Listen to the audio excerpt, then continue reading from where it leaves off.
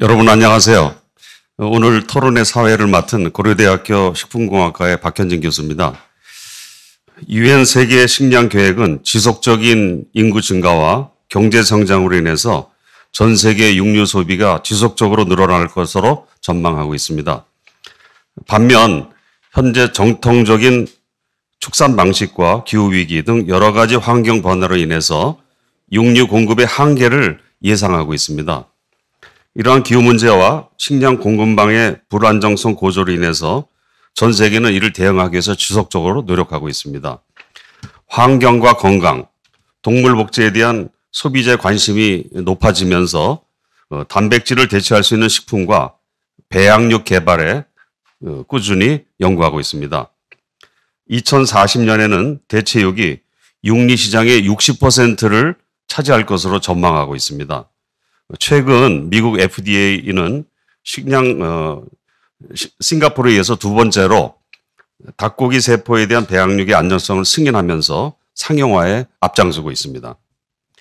전 세계가 대체육을 지속 가능한 식량 공급 모드로 주목하는 만큼 우리나라도 식품 산업 트렌드 변화에 대응하기 위한 전략을 세워야 될 시점에 와 있습니다.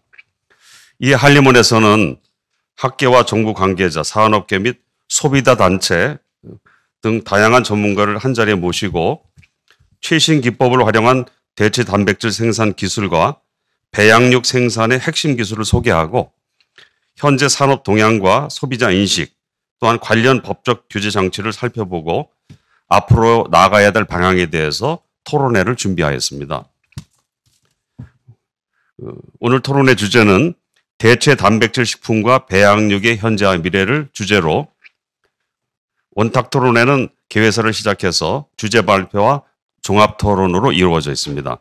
그러면 먼저 한국과학기술 한림원 이욱준 원장님의 개회사가 있겠습니다. 박수로 환영해 주시면 감사하겠습니다. 네, 반갑습니다.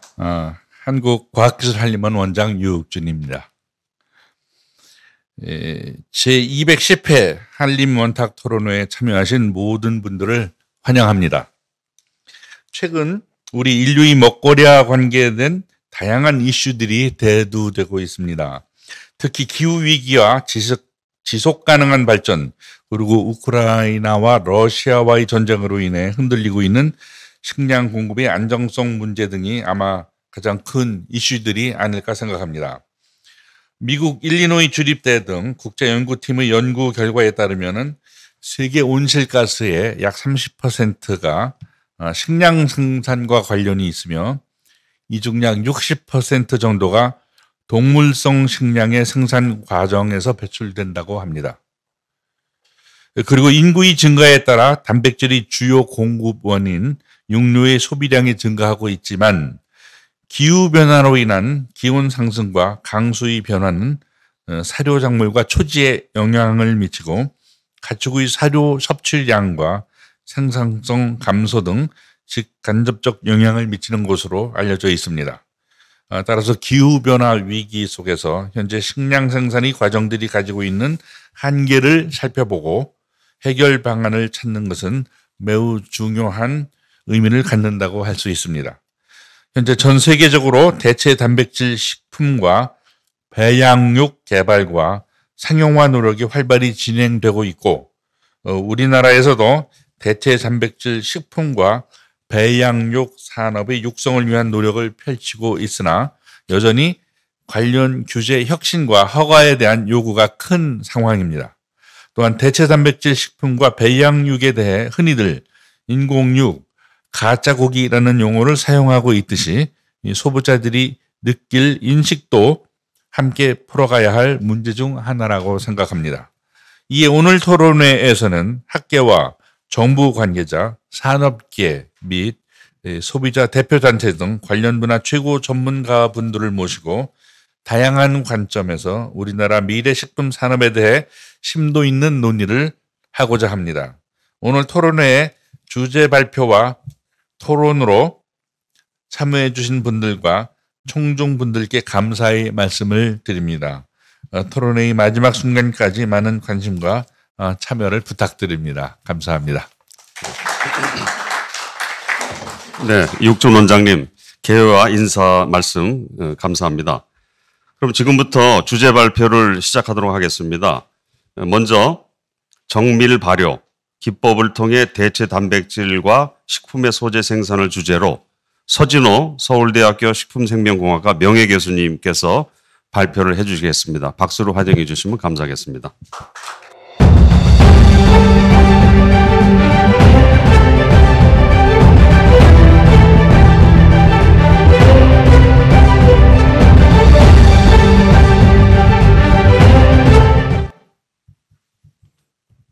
예, 방금 소개받은 서울대학교 서진호입니다. 오늘 제가 말씀드릴 내용은 정밀 발효 기법을 통한 이제 대체 단백질과 식품 소재에 대한 내용이 되겠습니다. 오늘 우리 토론회 주제가 이제 대체 단백질과 배양육인데, 이 정밀 발효라고 하는 기술을 소개하면서 이 식품 소재 생산에 대해서도 제가 좀 말씀드릴까 합니다. 혹시 오늘 제 발표에 대해서 궁금하신 내용이 계시면은 저기 있는 이메일 주소로 이제 알려주시면 고맙겠습니다. 지금 제가 서울대학교 이제 명예교수로 있는데, 그래서 사실은 좀 나이 든 사람이 발표하는 것이 좀 부담스러워서 이제 다른 분에게 부탁하려고 그랬더니 저기 앉아 있는 박영철 박사 말이 이 발효 전공한 사람들은 늙어가는 것이 아니라 익어가는 것이기 때문에 발표해도 좋겠다고 그래서 오늘 제가 감히 발표를 드리겠습니다. 오늘 내용은 이제 식품산업 환경, 그다음에 정밀 발효의 개념, 그다음에 기업 동향, 그리고 이제 우리가 이제 정밀 발효라고 하는 기술을 어떻게 활용할 수 있을까, 그리고 이제 우리나라에 어떻게 이제 정착시킬 수 있을까, 그런 대한 부분들을 이제 간단히 제가 제안을 드리고자 합니다. 환경에 대해서는 이제 방금 이욱준 원장님께서 이제 말씀드렸듯이 지금 이 농업에서도 이제 이 탄소 중립, 또 요즘 말하는 ESG 경영이라고 하는 이 환경 친화적인 또는 이제 지속 가능성이라고 하는 것이 이제 굉장히 중요한 그런 이제 아젠다가 되어 있죠. 그래서 이 농업도 이제 여기에 동참을 해야 되는 그런 부분이 있고요. 또 하나 이제 이 기후 변화에 따라서 이제 농작물의 특히 농작물의 수급이 굉장히 변동이 심합니다. 이제 심한 변동에 따라서 가격도 이제 굉장히 거기에 대해서 큰 변화를 겪고, 그러다 보니까 이제 생산자나 소비자 모두가 또 거기에 따라 이제 고통을 이제 감내할 수밖에 없는 그런 이제 현재 우리의 지금 상황이 되겠습니다. 다음에 이제 이 농작물의 변동뿐만 아니고 여기 나와 있는 것처럼 이제 초콜릿 같은 경우 이제 카카오 열매에 있는 씨를 가지고 이제 우리가 이 초콜릿을 만들고 있는데, 이런 이제 이러한 현재 기후 변화가 일어났을 경우에 과연 우리가 지금 현재와 같은 이런 이제 맛있는 이 초콜릿을 우리가 먹을 수 있을까라고 하는 그런 우려까지도 지금 현재 걱정하고 있는 그런 부분도 있습니다. 그래서 이 기후 변화라고 하는 것이 이제 이 농작물에 특히 이제 농업도 뒤에 나 얘기할 이 축산업에 굉장히 큰 이제 영향을 미치고 있다는 거죠. 예, 그리고 이제 오늘 이제 많은 사람들이 이제 관심이 있는 이 동물 복지 또는 윤리성 문제, 또 비거니즘, 또 이 친환경 이런 내용에 따라서 이제 대체 식품 또는 대체 단백질 또 이제 이런 추세가 굉장히 강하게 있는 거죠. 자, 대체육 시장에 대해서는 이제 따로 말씀드리지 않겠습니다. 그래서 이런 이제 환경에 따라서 기후 위기에 따른 이제 저탄소 기술 개발, 그다음에 안정적인 이제 식품 원료 공급할 수 있는 거, 또 소비자 인식 전환에 따라서 이제 이런 비동물성 식품 원료 개발 공급, 이걸 우리가 대응할 수 있는 기술이 있을까?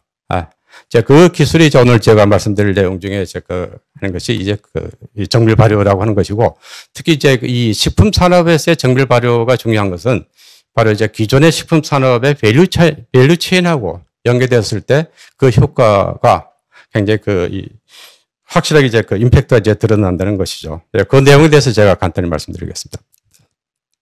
그래서 이 개념이 이제 미국에서 이제 시작이 됐지만은, 죄송합니다. 우리나라의 이게,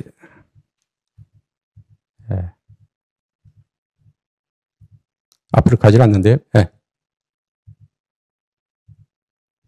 아하. 이게 전혀 움직이지 않는데 좀 도와주셔야 될 것 같은데. 이게 미국에서 이제 시작된 용어지만은 결국입니다. 이 미생물을 활용해서 식품에 있는 그 단백질, 지질, 탄수화물, 향료, 뭐, 이런 그 모든 소재를 이제 그 만들겠다라고 하는 것이 정밀 발효가 되겠습니다. 그래서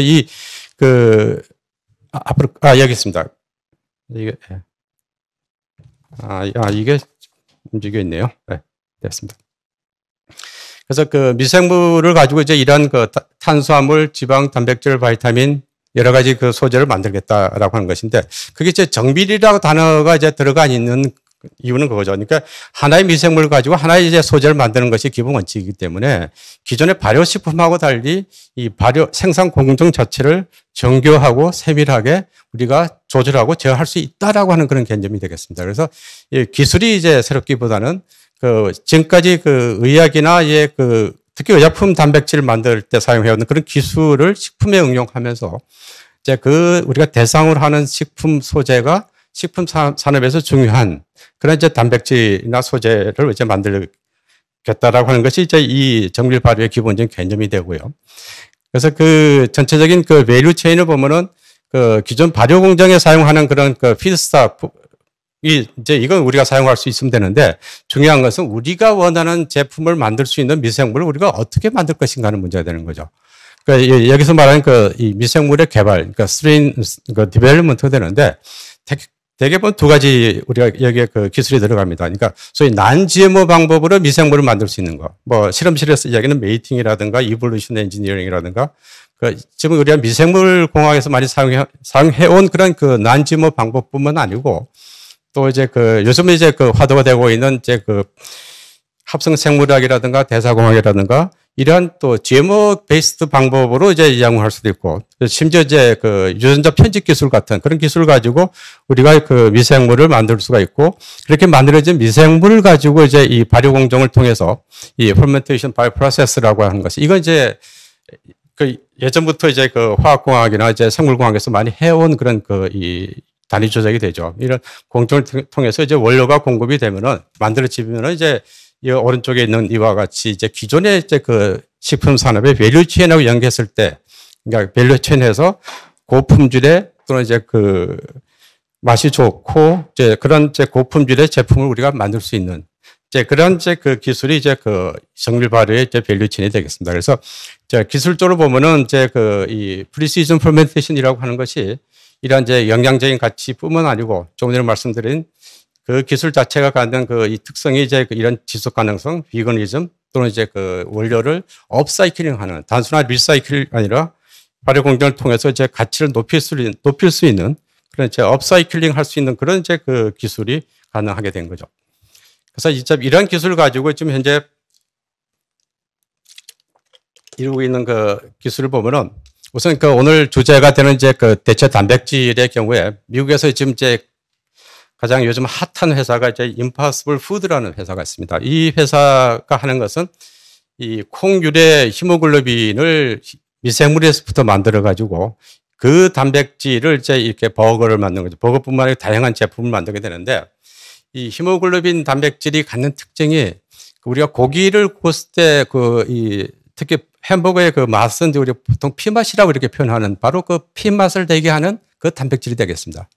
히모글로빈 단백질을 이제 넣어서 이제 이 햄버거 패티를 만들고 이제 판매를 하는데 그 기술을 갖고 있는 것이 임파서블 푸드가 되겠습니다. 그래서 이 대체 단백질의 소위 1세대에 해당하는 것이 오른쪽에 있는 비욘드 밋이 되고요. 이제 2세대가 이제 임파서블 푸드가 되는데 1세대 비욘드 밋의 경우는 이 고기의 맛을 내는 게 아니라 이제 색깔을 붉은 컬러를 내기 위해서 이제 레드빛 주스를 만들어서 붉은 빛을 만들어낸 반면에 임파서블 푸드 경우는 붉은 빛과 고기의 피맛을 내기 위해서 아까 말씀드린 이 정밀 발효를 통해서 콩의 히모글로빈을 만들어서 거기다 이제 패티에 포함시켰던 거죠. 그래서 이 두 개의 햄버거를 이제 먹었을 때 소비자들 반응은 되게 이렇게 나타나요. 비욘드 밋을 먹었을 때는 먹을만 하다 수준이 되는 반면에 임파서블 푸드로 난 패티를 먹었을 때는 진짜 맛있다. 또 먹고 싶다라고 하는 이런. 소위 재구매 의사가 확실히 달라지는. 그러니까 이 1세대와 2세대에서 가장 큰 차이는 바로 이런 이 정밀 발효 기술을 통해서 맛을 이제 정확하게 우리가 구현할 수 있는 이제 그런 기술이 이제 나오게 된 거죠. 그래서 두 회사를 좀 더 이제 보면은 기업 가치가 보면 이제 비욘드 밋이 그래서 이제 1세대 저 대체 단백질 만드는 회사로서 이제 그 나스닥에 그 들어갔죠. 그래서 2019년에 주식 가격이 239불까지 올라갔던 저 비욘드 밋이 23년 5월 달에는 주식 가격이 13불로 엄청나게 떨어진 20불 가격으로 떨어집니다. 왜냐면 이제 그 맛이 이제 소비자들을 충족시키지 못했기 때문에 그런 일어난 현상이고 뭐 다른 여러 가지 요소도 있을 겁니다. 그래서 이 비욘드 밋의 지금 현재 뭐 매출은 이제 비슷하게 한다고 하더라도 이 작년에 이제 그 손실이 보면은 3억 달러 이렇게 손실 보고 있는 거죠. 그래서 이 비욘드 밋의 사장이 올해 선언을 했죠. 자기네들 그 캐시플로우를 이제 좀 원활하게 위해서 전체 고정 저 직원의 20%를 해골시키겠다. 뭐 이런 식의, 그러니까 이 비상 경영에 들어갔는데 반면에 이제 이 하이텍으로 무장한 이 임파서블 푸드 경우는 이제 우리나라 이제 미래에셋도 물론 투자를 했고 아직은 이제 나스닥에 등록되지는 않았는데 이 회사가 앞으로 굉장히 이 전망이 밝은 그런 회사로 되어 있습니다. 그래서 우리가 사실 이 시장의 변도를 보면은 이 스마트폰이 나왔을 때에 그 노키아가 순식간에 없어졌지. 전설 속에 사라진 회사 우리가 다 기억하고 있을 텐데요. 근데 식품 산업에서도 이 하이텍에 의한 기술 혁신에 의해서 이 시장의 판도가 엄청나게 빠른 속도로 변할 수 있다라고 하는 것을 우리가 지금 이 비욘드 밋과 임파서블 푸드 두 개의 비교를 통해서 우리가 지금 목격하고 있는 그런 상황이 되겠습니다. 이제 그 다음에 이제 또 배양육, 오늘 이따 이제 저 다음에 이제 발표하실 배우재 교수가 말씀하실 텐데 이 배양육의 지금 가장 어려운 부분이 이제 생산을 위한 배지 성분을 이제 우리가 이 식물 쪽에서 이제 공급할 수 있느냐 하는 그런 이제 문제가 되는데 그래서 이제 이런 요즘엔 이 논문이나 이제 미국의 이 벤처 회사들 창업하는 거 보면은 이 배지에 필요로 하는 아미노산유, 특히 이제 그로스 팩터라든가 호르몬 같은 경우를 미생물 통해서 만들어서 공급을 하는 경우에 이 경우 이제 우리가 이와 같은 이 배양육의 이 생산성 또는 이제 경제적인 기술 경쟁력을 높일 수 있는 그런 여지가 있는 거죠. 그래서 이 배양육의 경우도 이 정밀 발효 기술과 서로 이 콜라보레이션 했을 경우에 우리가 산업화나 기술 경쟁력을 향상시킬 수 있는 그런 가능성이 굉장히 높다는 걸 제가 말씀을 드립니다. 그리고 또 하나 이제 예를 드는 것이 이제 이 퍼펙트 데이라고 해서 이제 우유에 있는 단백질이죠. 이 올 초에 이제 어느 이 재벌 회사가 이제 라스베가스에서 이제 아이스크림 먹는 거 아마 언론에 보셨을 텐데 바로 이 카제인 프로틴을 이제 만드는 회사가 퍼펙트 데이 가지고 이제 우유 단백질을 이제 미생물 통해서 만들어서 지금 이제 판매를 하고 있습니다. 근데 미국에서는 이제 이 단백질이 이제 글라스 노티스 이제 식품에 사용할 수 있도록 허가를 받았는데 미국에서 허가를 해 주는 것이 우리 같이 어프로브라든가 뭐 서티피케이트 이런 표현이 아니고 걔들은 no question report라고 이렇게 합니다.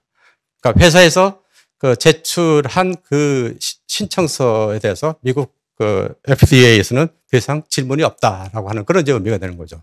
이제 그게 우리하고 좀 다른 그런 접근 방법인데 요 단백질이 이제 2020년에 no question 리포트를 이제 받았습니다.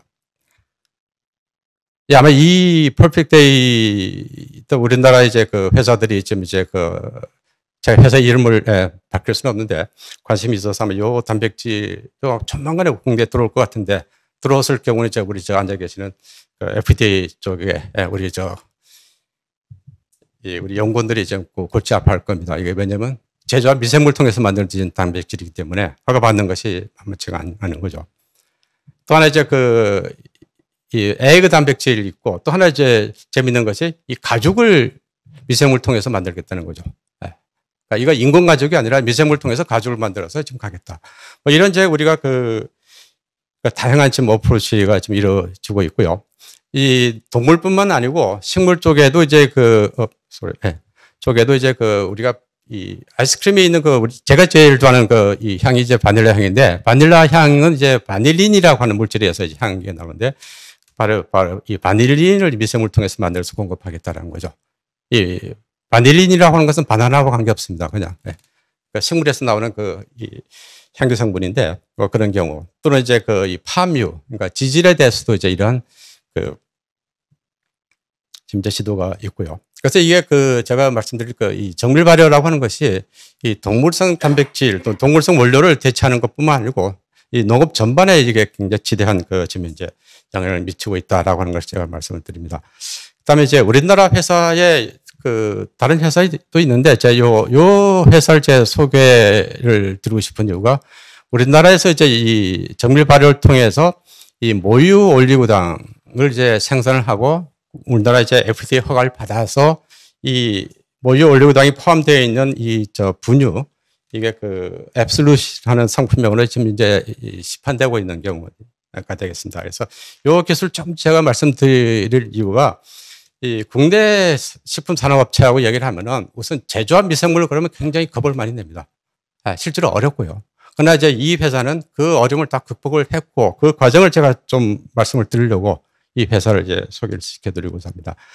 이 회사가 이제 2016년에 이제 제 연구실에서 이제 개발한 이 모유 올리고당 원천 기술을 이제 기술 이전 받아서 결국 2021년에 5년이 지난 뒤죠. 미국의 FDA 클래스 인정을 받고 그다음에 4월 달에 국내 KFDA 허가를 받습니다. 그리고 22년 12월에 이제 유럽의 허가까지 받고요. 그래서 지금 현재 아까 말씀드린 대로 이 산업적인 생산이 되고 지금 이제 판매를 하고 있습니다. 이 과정에서 이 회사가 이제 갖는 것은 처음에 한 기업 가치가 이 기술 하나로 물론 이제 이 기술을 통해서 이제 많은 펀딩도 받고 고생을 많이 하셨죠. 하는데 이 기술을 통해서 기업 가치가 10배 이상 이 기업 가치가 증가를 하고 그리고 2016년에 이 회사가 한 20명 정도 꾸리는 조그만 중소기업이 지금 현재 이 상업적인 생산에 필요한 여러 가지 이 고용을 통해서 지금 한 80명 정도 되는 큰 회사로 갔습니다. 그러니까 기술 하나로 우리나라에서 60개의 고급 일자리가 만들어졌다는 거죠. 근데 이제 보면은 그래서 이 처음에 저희 이제 관여를 하면서 이제 얘기를 옆에서 이제 자료를 모아서 이제 신청하는 과정에서 옆에서 그러더라고요. 야, 이 중소기업이 이 국내 FDA 허가 받는 것은 이 낙타가 바늘구멍 들어가는 것보다 힘들 텐데 가능하겠냐. 진짜 물론 돈도 많이 들어갔죠. 근데 이제 해보니까 성공을 했는데 이 KFDA 허가 받는 것이 낙타가 바늘구멍 들어가는 것보다는 좀 더 쉬운 것 같아요. 네. 우리 성공을 했거든요. 근데 그 과정에서 이제 가장 핵심적인 내용은 겁니다. 여기 있는 모든 유전자 미생물은 바이오 세이프티 레벨 1에서부터 다 얻어봤어요. 그러니까 그만큼 이제 자료를 만드는 것이 쉬웠고 또 이제 허가하는 것도 그만큼 이제 상대적으로 이제 쉬웠다는 거죠. 절대로 쉬운 건 아닌데 했습니다. 그래서 이 내용을 제가 말씀드린 이유는 국내 벤처 회사가 이 어려운 걸 다 돌파를 한 겁니다. 그러니까 여기 이제 우리 식품 KFD에서 오신 분도 계시지만은 불가능한 게 아니라는 거죠. 단지 좀 어렵다는 거고, 그리고 어려움을 이제 극복할 수 있는 것은 아까 그와 같이 좀 더 안전에 대해서 저희가 좀 관심을 부여하면은 그런 부분들은 이제 우리가 해소할 수 있겠다 이런 겁니다. 그래서 이 회사가 지금 현재 이 제품을 생산해서 지금 이 미국 그리고 이제 현재 이제 유럽은 이제 올부터 저희가 판매를 할 수 있기 때문에 지금 그렇게 좀 가고 있습니다. 그리고 이제 이 제품 가격 하나가 이 2FL이라고 하는 게 뭐냐면 이 우리가 모유하고 분유하고 우유하고 이제 구분을 좀 비교하면은 단백질 지질은 성분이 거의 비슷합니다. 그러니까 근데 딱 차이가 있는 것이 올리고사카라이드의 농도와 성분이 굉장히 달라요. 그러니까 모유에만 있는 물질이 바로 이 물질입니다. 2FL이라는 물질인데 그래서 이제 제가 생각하건데 우리가 식품하는 사람들이 이제 그런 이야기를 하죠. 그러니까 이 완전한 식품이 때문에 그 완전한 식품은 모유고 모유 중에 가장 핵심적인 성분이 바로 이 2FL이다라고 얘기를 하는데 그 물질을 이제 우리가 이 대량 생산에 성공했고 지금 현재 시장에 지금 현재 진출하고 있는 그런 상황이 되겠습니다.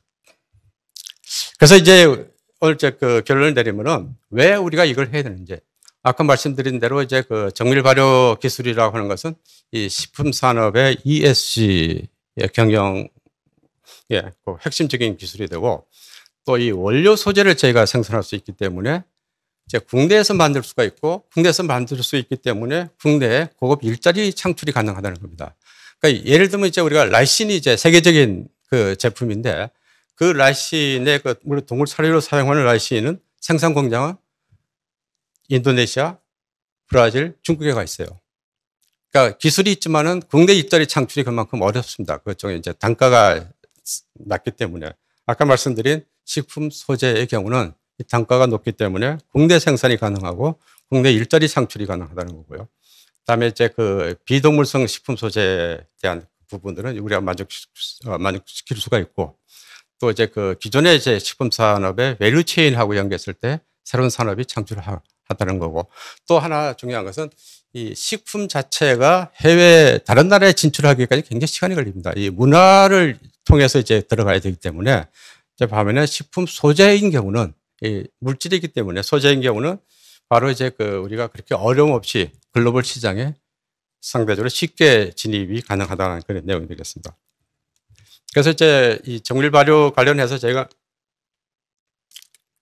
좀 제안 드리고 싶은 것은 그 이 정밀 발효의 뭐 산학견정 협의체뿐만 아니고 우리가 정밀 발효 기반 생산 시스템 구축에서 우리가 뭔가 좀 했으면 좋겠다는 겁니다. 이게 아까 말씀드린 그 뭐 임파서블 푸드의 그런 그 단백질이든 뭐 그 퍼펙트데이의 단백질 같은 경우들 봐도 애들이 이제 단백질 생산 시설이 미국에 없으니까 걔들이 이제 어떻게 만들고 있냐면 기존의 바이오 에탄올, 연료용 에탄올 공장을 이제 개조해가지고 그 친구들이 이제 거기서 이제 만들고 있는 거죠. 근데 이게 사실 식품이기 때문에 사실 그 의약 단백질을 비슷한 거의 CGMP급의 그 시설이 필요하게 되는 거죠. 그래서 우리나라도 이제 그 식품 단백질 생산용, 이게 생산 대행업부터 우리가 할 수 있는 그런 부분이 아닐까 생각합니다. 그래서 이러한 걸 통해서 우리가 좀 더 이 식품 산업에서 이 바이오, 그러니까 이 정밀 발효 기술 활용이 좀 더 높아졌으면 좋겠다. 아까 이제 그 에피텍에서 이제 그런 성공적인 그 예를 보여드렸던 것처럼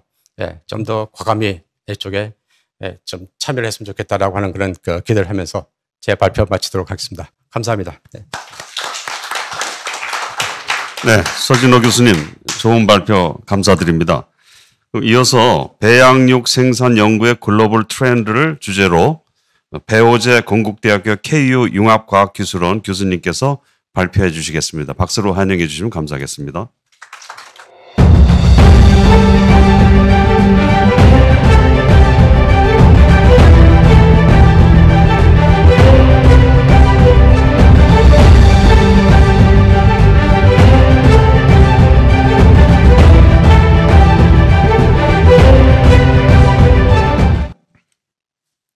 네, 안녕하세요. 배오제입니다.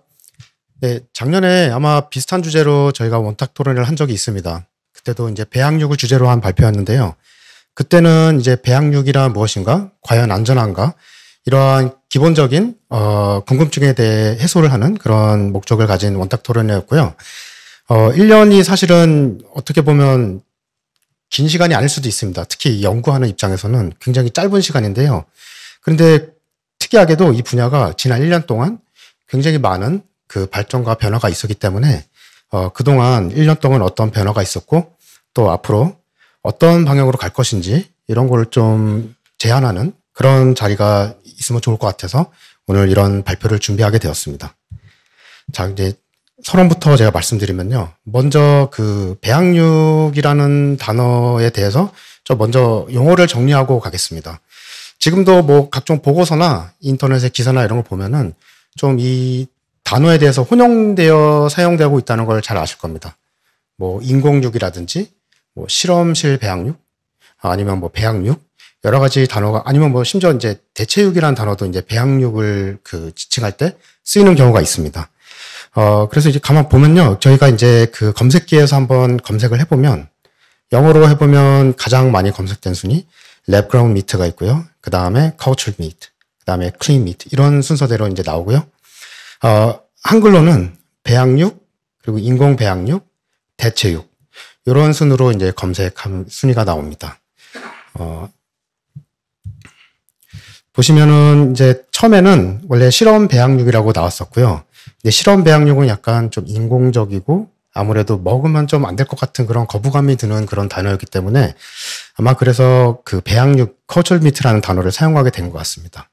그리고 그 다음에 뭐 항생제도 많이 안 쓰고 뭐 질병으로부터 좀 안전하고 이런 거를 표방하기 위해서 뭐 클린 미트라는 단어도 이제 대두되게 됐는데 요거는 좀 검증될 게 좀 많이 있고 아직도 이제 좀 논란이 있기 때문에 이런 단어는 많이 안 쓰고 지금 보면은 가장 많이 쓰이는 게 일단 세포를 바이오리액터에서 배양해서 만드는 그 식품 재료이기 때문에 cultured meat, 배양육이라는 단어를 제일 많이 쓰는 것 같고요. 오늘도 저는 그 제 발표에선 통칭해서 배양육이라는 단어를 쓰도록 하겠습니다. 자, 그래서 왼쪽 위에 이 그림을 보시면 이게 처음에 저희가 배양육 햄버거 패티를 접했던 아주 티피컬한 피겨인데요. 소에서 세포를 조직을 떼서 이거를 세포를 배양해서 숫자를 늘려서 이제 패티를 만드는 그런 식의 그 배양육 샘플을 봤었습니다. 그런 게 이제 가장 인터넷으로 많이 나왔었고요.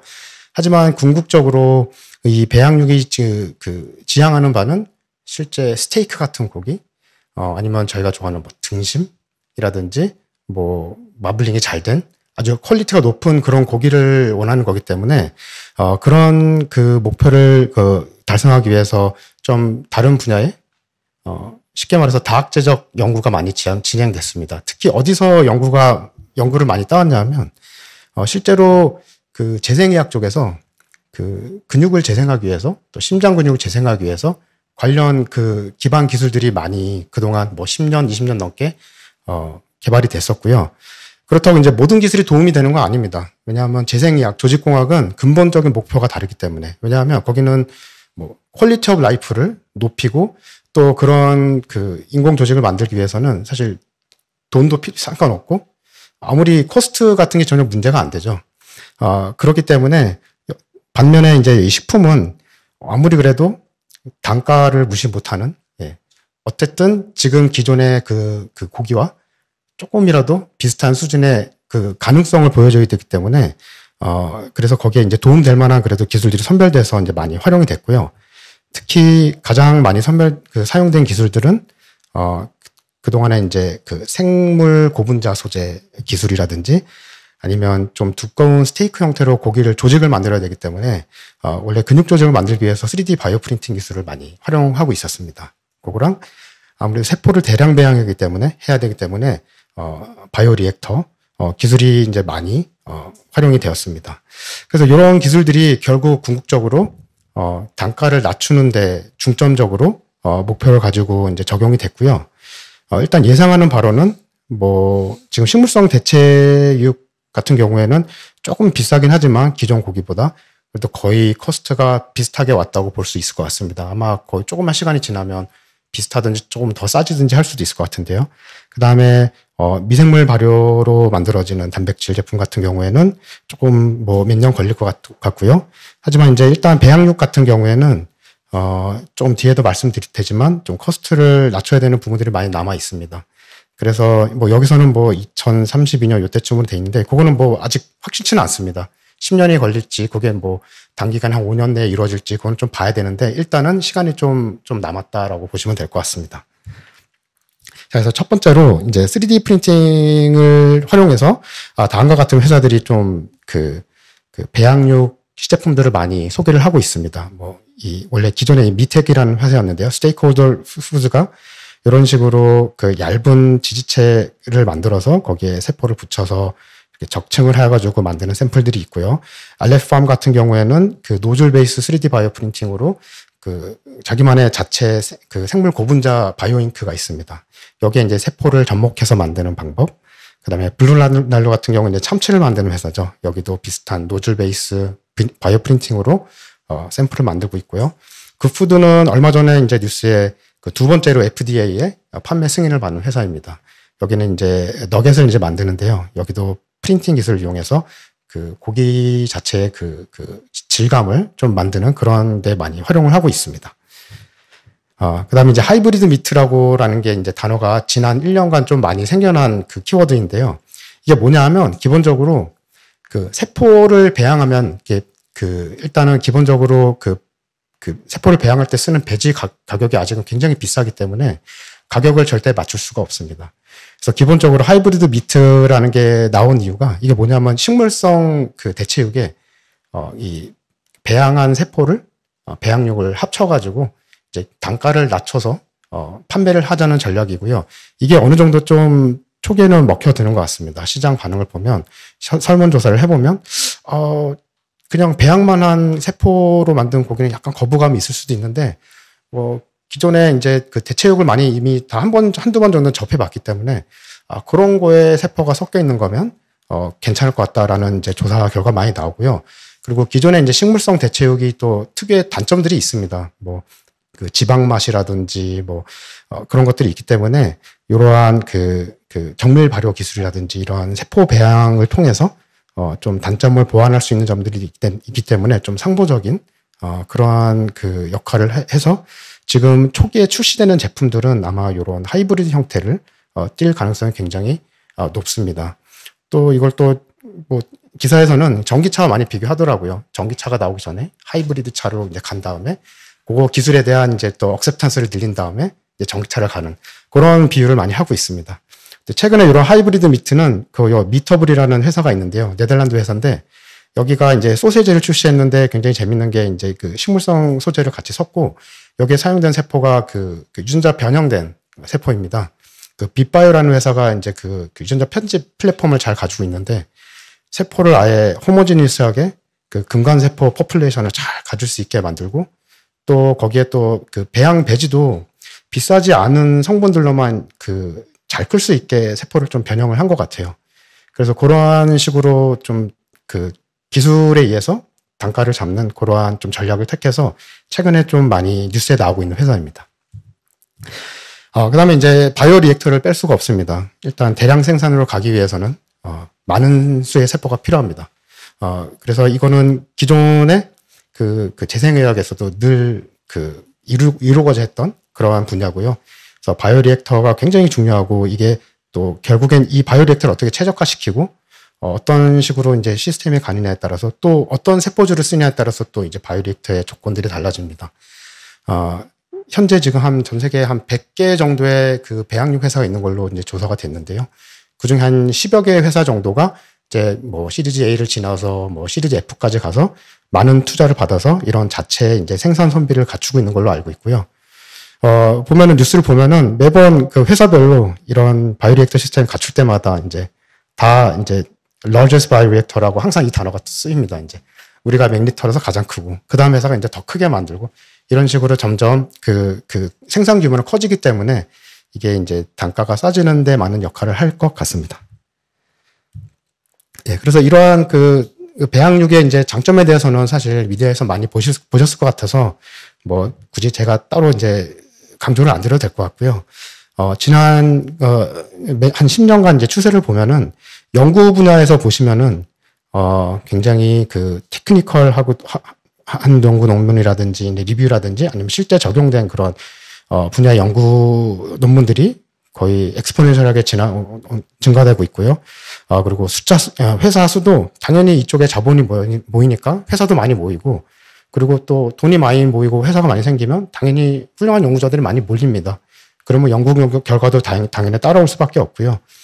그리고 펀딩 추세를 보면은 이제 초기에는 이제 정부 주도 이제 투자가 많이 있었는데 최근 들어서 보면 이제 회사들이 요 시장의 이제 가능성을 보고 많이 투자를 하고 있는 추세고요. 그래서 굉장히 이제 빠른 속도로 가속도가 많이 붙어서 이제 성장하고 있는 단계라 보시면 됩니다. 그래서 회사 숫자도 보시면 한 2015년도에는 좀 몇 개 안 됐었습니다. 예를 들어 막포스트 교수가 나온다 그 견여된 이제 모사미트도 있고요. 이저스트 같은 데도 있고 업사이드 푸드 같은 데 이런 데 생기다가 해산 참치도 만드는 회사도 나오고 그다음에 점점점 이제 발전해서 이런 거보다 배양해서 지방을 만들어서 이 지방을 활용하는 게 좋다. 이런 회사도 많이 나오고 있고요. 좀 더 특화돼서 점점 이제 그 기술력을 기반으로 한 회사들이 많아지고 있고요. 또 특징이라면 원래는 그 유럽과 북미를 중심으로 회사들이 생겨나고 있었는데 최근에 보면은 중국이라든지 일본이라든지 싱가포르도 빼놓을 수 없죠. 그리고 남미라든지 그러한 여러 국가들에서 특히 이제 캐나다도 최근에 좀 많이 두드러지고 호주도 좀 투자를 많이 받는 회사가 최근에 이제 나왔습니다. 그래서 그런 것들이 이제 지난 1년간 있었던 좀 큰 변화라고 할 수 있습니다. 국내도 많은 그 기술 훌륭한 기술을 가진 그 배양육 관련 회사들이 많이 있습니다. 뭐 셀미트 같은 데는 이제 독도새우를 배양해서 이제 성공한 걸로 뉴스에 많이 나와서 그런 것도 많이 이렇게 조명을 받았고요. 그 외에 NK바이오텍이라든지 뭐 다나그린, 시위드, 스페이스F, 노아바이오텍 같은 그런 여러 회사들이 있고 다 각자 만의 이제 독자적인 이제 특이한 기술들이 있고 제가 알기로는 자기만의 이제 그 시제품들이 다 있는 걸로 알고 있습니다. 그래서 이제 이게 규제안이 어떻게 정립이 되면 아마 시제품을 출시하지 않을까라고 이제 생각이 됩니다. 또 메이저, 그러니까 해외 뭐 메이저 회사들, 저희가 이제 FDA 승인받고 이런 회사들, 이렇게 메이저 회사들 이렇게 보시면 한 요 5개가 이제 2015년도부터 시작해서 가장 그래도 좀 많이 그 단계가 된 회사들이라고 보시면 되겠는데요. 모사미트 같은 경우에는 이 단가를 맞추려면 배지가 굉장히 단가가 싸져야 되고 그리고 그 항상 논란이 되고 있는 소혈청을 쓰면 안 된다. 그래서 이제 그 배지를 개발하는 데 굉장히 중점을 두고 있고요. 그리고 요 배지 같은 경우에는 좀 많이 좋은, 단가도 많이 낮추고 또 허가 규제에 맞춰서 좀 많이 발전된 그런 배지라고 알고 있습니다. 그다음에 슈퍼미트 같은 경우에는 그 자기만의 셀라인을 잘 구축을 해서 여기는 GMO로 가는 게 결국에는 그 배지도 좀 단가를 낮출 수 있는 배지를 쓸 수 있고 또 그 기본적으로 굉장히 스테이블한 그 세포 소스를 가질 수 있다는 게 이제 굉장히 이 회사의 특징이고요. 그래서 그런 쪽으로 이제 많이 특화됐고 뭐 업사이드 푸드나 이 저스트인데 이 저스트의 자회사 이제 굿미트가 이제 얼마 전에 닭고기 판매를 FDA 승인을 받았죠. 업사이드 푸드가 이제 2022년도에 받았었고요. 그다음에 알레팜은 좀 그 바이오 프린팅 기술로 두꺼운 스테이크 만드는 이제 특화된 그런 회사입니다. 그래서 요 5개 회사가 지금 자체적인 그 대량 배양 시스템도 갖추면서 이노베이션 센터 같이 이제 갖춰서 좀 가장 메이저한 회사고 곧 제품이 출시될 가능성이 굉장히 높은 그런 회사라고 보시면 되겠습니다. 그래서 또 이거를 그 회사들을 이제 지역별로 보시면 뭐 여전히 북미랑 유럽이 제일 많고요. 좀 특징적으로 하면 얼마 전에 그 호주 쪽에 이제 바우럼 회사가 아주 큰 투자를 받았고 또 캐나다가 보면은 그 제도가 노벨 푸드 법이 그 미국 같은 경우에는 그라스라고 하죠. 그라스 법에는 이제 그 GMO 관련 규정이 포함되어 있지 않습니다. 그래서 유전적 변형 식품을 이제 관리를 하려면 또 다른 법을 가져와야 되는데 캐나다는 그게 다 이제 그라스에 다 포함이 돼 있습니다. 아니, 노벨 푸드 법에. 그래서 캐나다 쪽으로 좀 허가를 받는데 많이 몰릴 가능성도 있다는 예측이 많이 있습니다. 그래서 이게 또 이제 그 투자 받은 규모로 보면은, 일단 이저스트가 가장 규모가 크고요. 그 외에 이제 퓨처미트라든지 좀 전에 소개해드린 알레팜이라든지 이런 회사들이 좀 많이, 단계가 이제 많이 지나서 좀 많은 라인업, 제품 라인업도 많이 준비가 돼 있고, 좀 이게 실제로 얼마 지나지 않으면 가까운 미래에 또 일단은 FDA 승인을 받았는데 업사이드 푸드랑 굿미트가 이제 USDA 허가를 이제 기다리고 있거든요. 그래서 그것만 통과가 되면은 좀 저희도 시카고에서 볼 수 있지 않을까라고 생각됩니다. 그 외에 이제 다른 특이한 기술력을 바탕으로 아까 소개해드린 미터블이라든지 뭐 블루날브라든지 그런 회사들이 이제 뒤따르고 있는 추세인데요. 보시면 이제 배양육 관련 투자가 지난 한 2, 3년간 굉장히 기하급수적으로 몰리고 있는 게 굉장히 특징입니다. 올해 이제 지나면 작년 자료 보면 훨씬 더 이 갭은 더 커질 것으로 예상이 됩니다. 하지만 단점도 있습니다. 이게 좋은 것만 있는 건 아닌데요. 이게 이제 실제 배양육을 만들어서 실제 배양육으로 패티를 만들고 그리고 원래 컨벤셔널 미트로 패티를 만들고 그래서 이거를 이제 육식을 하는 퍼퓰레이션에 대해서 센서리 테스트를 하고 그리고 원래 채식주의자를 상대로 센서리 테스트를 한 건데요. 일단 채식주의자들은 뭐 그런 입장이 있습니다. 일단 이게 도살을 하지 않고 또 이제 뭐 특유의 뭐 비린내라든지 이런 게 나지 않아서 오히려 이제 세포를 배양해서 만든 배양육이 이 디스커스 부분에서 훨씬 더 우리는 더 좋다라는 게 있고 이분들은 그렇게 맛에는 크게 뭐 큰 차이가 없다고 이제 느끼시고요. 근데 이제 여기서 이제 원래 기본적으로 육식을 하던 퍼퓰레이션을 보면은 오히려 세포 배양육이 더 디스커싱하다고 이제 생각을 한다고 합니다. 이게 실험실에서 만드는 걸 먹어도 되나? 이런 게 이제 굉장히 지배적인 것 같고요. 사실은 모든 식품들 개발할 때 실험실에서 개발을 하는데 그거는 이제 뭐 인식의 차이인 것 같고요. 근데 이제 결정적으로 제일 중요한 건 맛인 것 같습니다. 아까 앞에서 서진호 교수님도 이제 그 비욘드 미트의 그 주가 하락 원인은 그 맛이 가장 결정적이라고 설명해 주셨는데요. 배양육도 거기서 결코 자유로울 수 없습니다. 아무리 뭐 환경 오염을 줄이고 뭐 여러 가지 좋은 면이 있다 해도 맛없으면 이거 다 소용 없습니다. 그래서 이게 보시면은 좀 맛의 면에서 좀 기존의 고기보단 당연히 떨어진다는 게 이제 조사 결과입니다. 그래서 지금 보시면은 배양육을 대량 생산하는 것도 대량 생산하는 거지만 그래서 맛을 더 좋게 만들기 위해서 여러 가지 그 분야들이 또 이제 생겨났습니다. 예를 들어 이제 시스테인을 정밀 발효해가지고 시스테인이 원래 고기의 고유 맛을 내는 그 아미노산이거든요. 그런 거를 이제 배양육에 같이 그 첨가한다든지 아니면 기존의 여러 가지 뭐 그 향미 성분을 만드는 회사들이 기본적으로 이제 배양육 회사 많이 콜라보를 거쳐서 맛을 더 끌어올리는 그런 시장들이 새로 생겨났고요.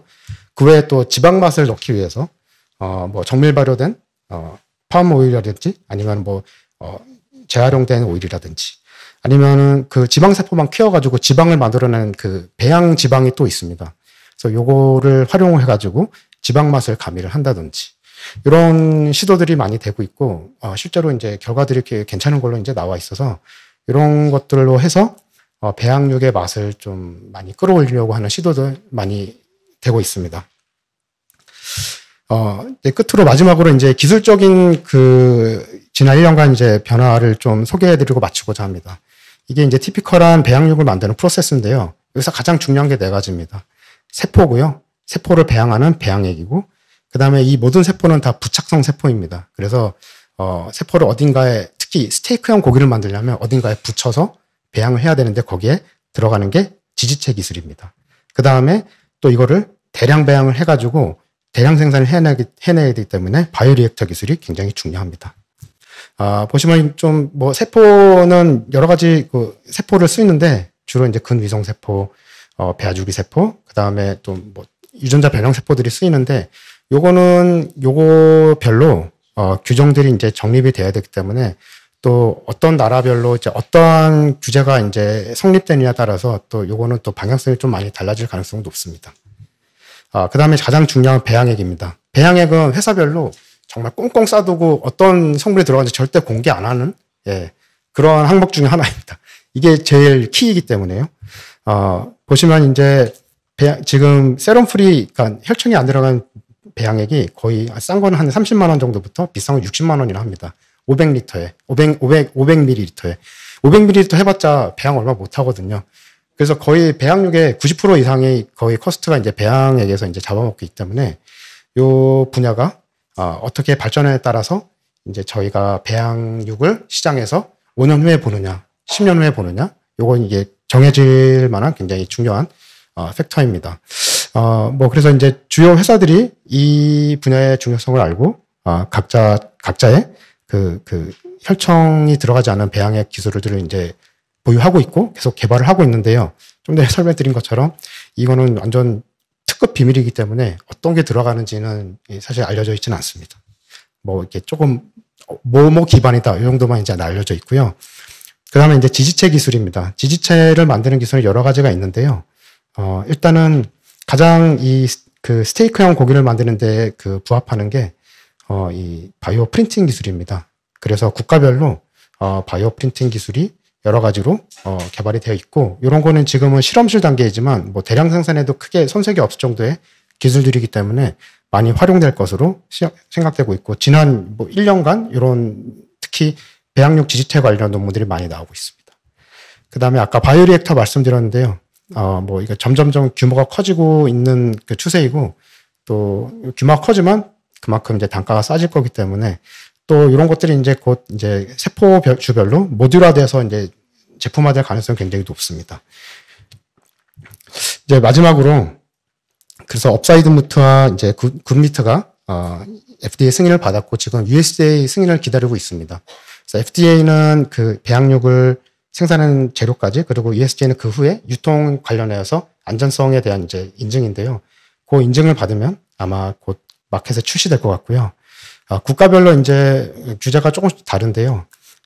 크게 이제 미국은 이제 그라스라는 법이 있고 유럽은 이제 노벨푸드라는 법 하에서 이제 규제가 완성되고 있는 중이고 아마 이제 이런 것들이 몇 번 프랙티스가 지나고 나면은 좀 어느 정도 정립이 되어서 한국도 좀 빠른 시일 내에 이런 것들이 규제안이 그 세팅이 되어서 회사들이 지금 준비하고 있는 시제품들이 바로 이제 나올 수 있는 시기가 오지 않을까라는 생각을 합니다.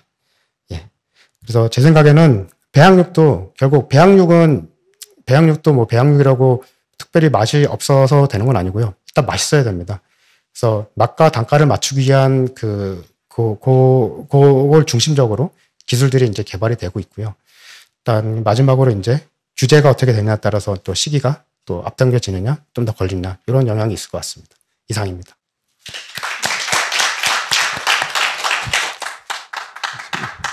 네, 배우재 교수님 좋은 강의 감사드립니다. 이렇게 해서 두 분의 발표가 이제 마무리가 되고 종합 토론 시간을 갖도록 하겠습니다. 약 3분 후에 종합 토론을 시작하니까 준비해 주시면 감사하겠습니다. 감사합니다. 예, 안녕하십니까. 오늘 토론의 좌장을 맡게 된 서울대학교 수의과대학 박용호 명예교수입니다. 오늘 특히 관심이 있는 대체 식물 단백질과 배양육에 대한 좋은 주제 발표를 해주신 두 분 교수님과 이와 관련돼서 각계의 분야별로 전문가이신 네 분의 토론자를 모시고 토론을 진행하도록 하겠습니다. 아실 바 같이 우리 한림원에서는 한 2년 전에 이와 같은 주제로 우리가 토론을 한 적이 있습니다. 하지만 짧은 시간 내에 아까 배우재 교수님 말씀하신 대로 엄청난 발전과 변화를 가져왔습니다. 자, 그렇다면 이제 우리가 이 시점에서 어떻게 더 대비하고 그리고 경쟁력을 키울 건가 하는 면에서 매우 시의적절한 오늘 이런 원탁 토론회를 갖게 되었습니다. 먼저 아까 배우재 교수님이 배양육에 대해서 잠깐 말씀드렸지만 여기 오늘 그 소비자 단체 김연아 회장님도 와 계시지만 지금 배양육과 식물을 베이스로 한 대체 단백질을 먼저 구별을 하시는 그런 선별감이 필요합니다. 그래서 먼저 식물 대체 단백질이라는 것은 베이스가 완전히 식물인 겁니다. 그래서 고기의 맛이나 고기를 대체하는 고기가 아닌 그런 소스를 하는 거고요. 배양육이라는 것은 바로 그 배양, 고기의 또는 동물의 세포를 이용해서 그래서 아까 배 교수 얘기하신 것대로 컬처드 밋, 즉 배양을 할 수 있는 그런 세포 배양 기술을 가지고 만들어낸 그래서 이 두 가지를 먼저 명확하게 구별을 하시고 오늘 토론에 이제 참여하시면 좋겠습니다. 그래서 오늘 토론 그 순서는 먼저 이런 그 배양육, 특히 이제 컬처드 밋 하는 그 세포를 가지고 하는 배양육에 대해서 아마 우리나라에서 가장 많은 동물의 그 뿌리 세포를 갖고 계시는 동물별로 장구 교수님의 그 학문적인 그리고 그 기본적인 그런 그 트렌드에 대해서 얘기를 듣기로 하고요. 두 번째는 과연 이런 그 식물 단백질 또는 식물 대체 단백질 또는 배양육에 대해서 이런 기업에 대해서는 어떤 움직임이나 지금 진행이 되고 있는지 거기에 대해서 우리 식품업계에서 선두주자인 풀무원의 조상우 부사장님이 그런 국내 국외의 기업의 그런 트렌드를 말씀드릴 거고요. 아무래도 세 번째는 중요합니다. 지금 쭉 들으셨지만 식약처에서 과연 이걸 어떻게 규정하고 어떻게 이것을 또 발전시킬 수 있겠는가 하는 걸 가지고 기준 기획관, 모든 걸 기준과 기획을 정하는 우리 강윤숙 기준 기획관께서 그런 트렌드를 식약처, 정부 입장에서 말씀드리고 무엇보다도 가장 중요한 것은 소비자입니다. 아무리 좋고 아무리 좋은 규정을 만들고 연구 결과가 좋더라도 소비자가 외면하면 아무 소용이 없습니다. 그렇기 때문에 우리나라 최고의 그 소비자 공익 네트워크 소비자 단체를 이끌고 있는 우리 김연아 회장님의 말씀 듣는 순으로 하겠습니다. 그럼 먼저 말씀드린 것 같이 서울대학교 수의과대학의 장구 교수님부터 토론 좀 해주시기 바랍니다. 네, 소개받은 서울대학교 수의과대학 장고입니다. 몇 분 정도 말씀드리면 되나요? 네, 알겠습니다. 예, 1982년도에 이제 그 배아줄기 세포가 쥐에서 처음 분리된 이후에 세포 배양 기술에 대한 부분들이 많은 분자 생물학적 기술로 인해서 어떻게 세포가 실험실에서 생존하고 죽지 않고 자랄 수 있고 이제 그런 기술들을 밝혀지었고 이제 2007년도에 그 복제 동물이 태어나면서 체세포가 난자와 융합이 되면은 다시 원시 생식 세포로 변할 수 있다라는 이 세포의 역분화에 대한 어떤 즉 세포의 변형성의 이제 그 잠재력이 2007년도 이제 97년도부터 나오기 시작했고요. 그리고 나서 이제 2007년도에 야마나카가 이제 그 역분화되는 줄기세포, 즉 앞서 얘기했던 복제양 돌리에서 분화된 세포가 이제 다시 원시세포로 변할 수 있다는 세포의 이 변형성의 무관 잠재력을 보고 그 야마나카 일본의 이제 시냐 야마나카 교수가 그런 여러 전사유체를 조합을 해서 일반 체세포를 역분화 줄기세포로 해서 만능세포로 만들어서 이제 노벨상을 이제 받게 됐습니다. 이제 1982년부터 시작해서 어떻게 보면은 그 전에도 물론 그 헬라셀과 같은 암세포들이 존재했지만 흔히 얘기하는 우리가 얘기하는 프라이머리 컬처 조직에서 직접 분리가 돼서 반영구적으로 분리가 배양이 될 수 있는 세포들의 개념들이 큰 역사적 하이라이트를 제가 좀 말씀을 드렸고요. 이제 그런 역분화 줄기세포가 발전이 돼서 급기야 최근에는 그 역분화 줄기세포를 도파미너직 세포로 해서 사람한테 이식을 하는 거죠. 그 약간 세포를 결국은 사람까지 이식까지 나는 상황이 됐고 그 세포가 단순하게 조직에서 분리된 걸 넘어서 유전자 변형이 됐고 변형돼서 우리가 기능을 하는 세포를 몸 안에 직접 심는 이런 것까지 발전하게 되어 있죠, 지금은. 그래서 아마 더 많은 우리가 세포의 변형성을 이용을 해서 의학적 발전에 치료를 할 것 같습니다. 이런 동일한 개념이 이제 어떻게 보면 세포 생물학의 동일한 발전이 이제 배양육에 대한 발달에 대한 부분들과 동시에 이루어지고 있는데요. 여전히 이제 프라이머리 컬처를 가지고 배양을 하게 됐을 때는 그 한계점이 너무 뚜렷합니다. 이 배아줄기 세포처럼 불멸화 세포가 아니게 되면 몇 달 배양하지 못하고 그 가격도 너무 비싼 부분들이 있죠. 그래서 결국은 궁극적으로는 이제 여러 이모탈라이즈와 같은 앞서 우리 배우지 교수가 얘기한 것처럼 각 회사들이 어떻게 하면 단가를 떨어뜨릴 수 있을까? 그러면 아까 역분화 줄기 세포처럼 우리가 알고 있던 세포의 수명을 갖다 조절해서 길게 연장시키는 세포를 개발하게 됐고 그 세포들이 이제 지금 많은 기업들이 활용을 해서 이제 배양육 원료로 쓰려고 하고 있고 그래서 미국에서나 유럽에서는 진 에디팅 된 것까지 이제 허용을 하는 분위기로 다 바뀌고 있습니다. 이제 상식적으로 생각을 해보면 어차피 세포라고 하는 게 우리 몸에 심고 있는데 심는 것이 위험하냐 먹는 것이 위험하냐 봤을 때는 심는 게 더 위험할 수도 있죠. 하지만 이 먹는 것들은 거부감이 좀 있는 부분들 때문에 어려움이 있지만 결국은 점차 이 진 에디팅된 세포로 변환성을 갈 수밖에 없습니다. 그래서 저도 지금 우리나라에서 어떻게 보면 제가 가끔 자랑삼아 말하지만 우리나라에서 아까 우리 박용호 교수님께서 말씀한 것처럼 제가 우리나라에서 아마 세포는 제일 많이 보유하고 있을 것 같은데 뭐 호랑이 세포부터 시작해서 뭐 기린 세포, 뭐 고라니 세포 제가 뭐 특별히 배양육 때문에 보관한 건 아니고요.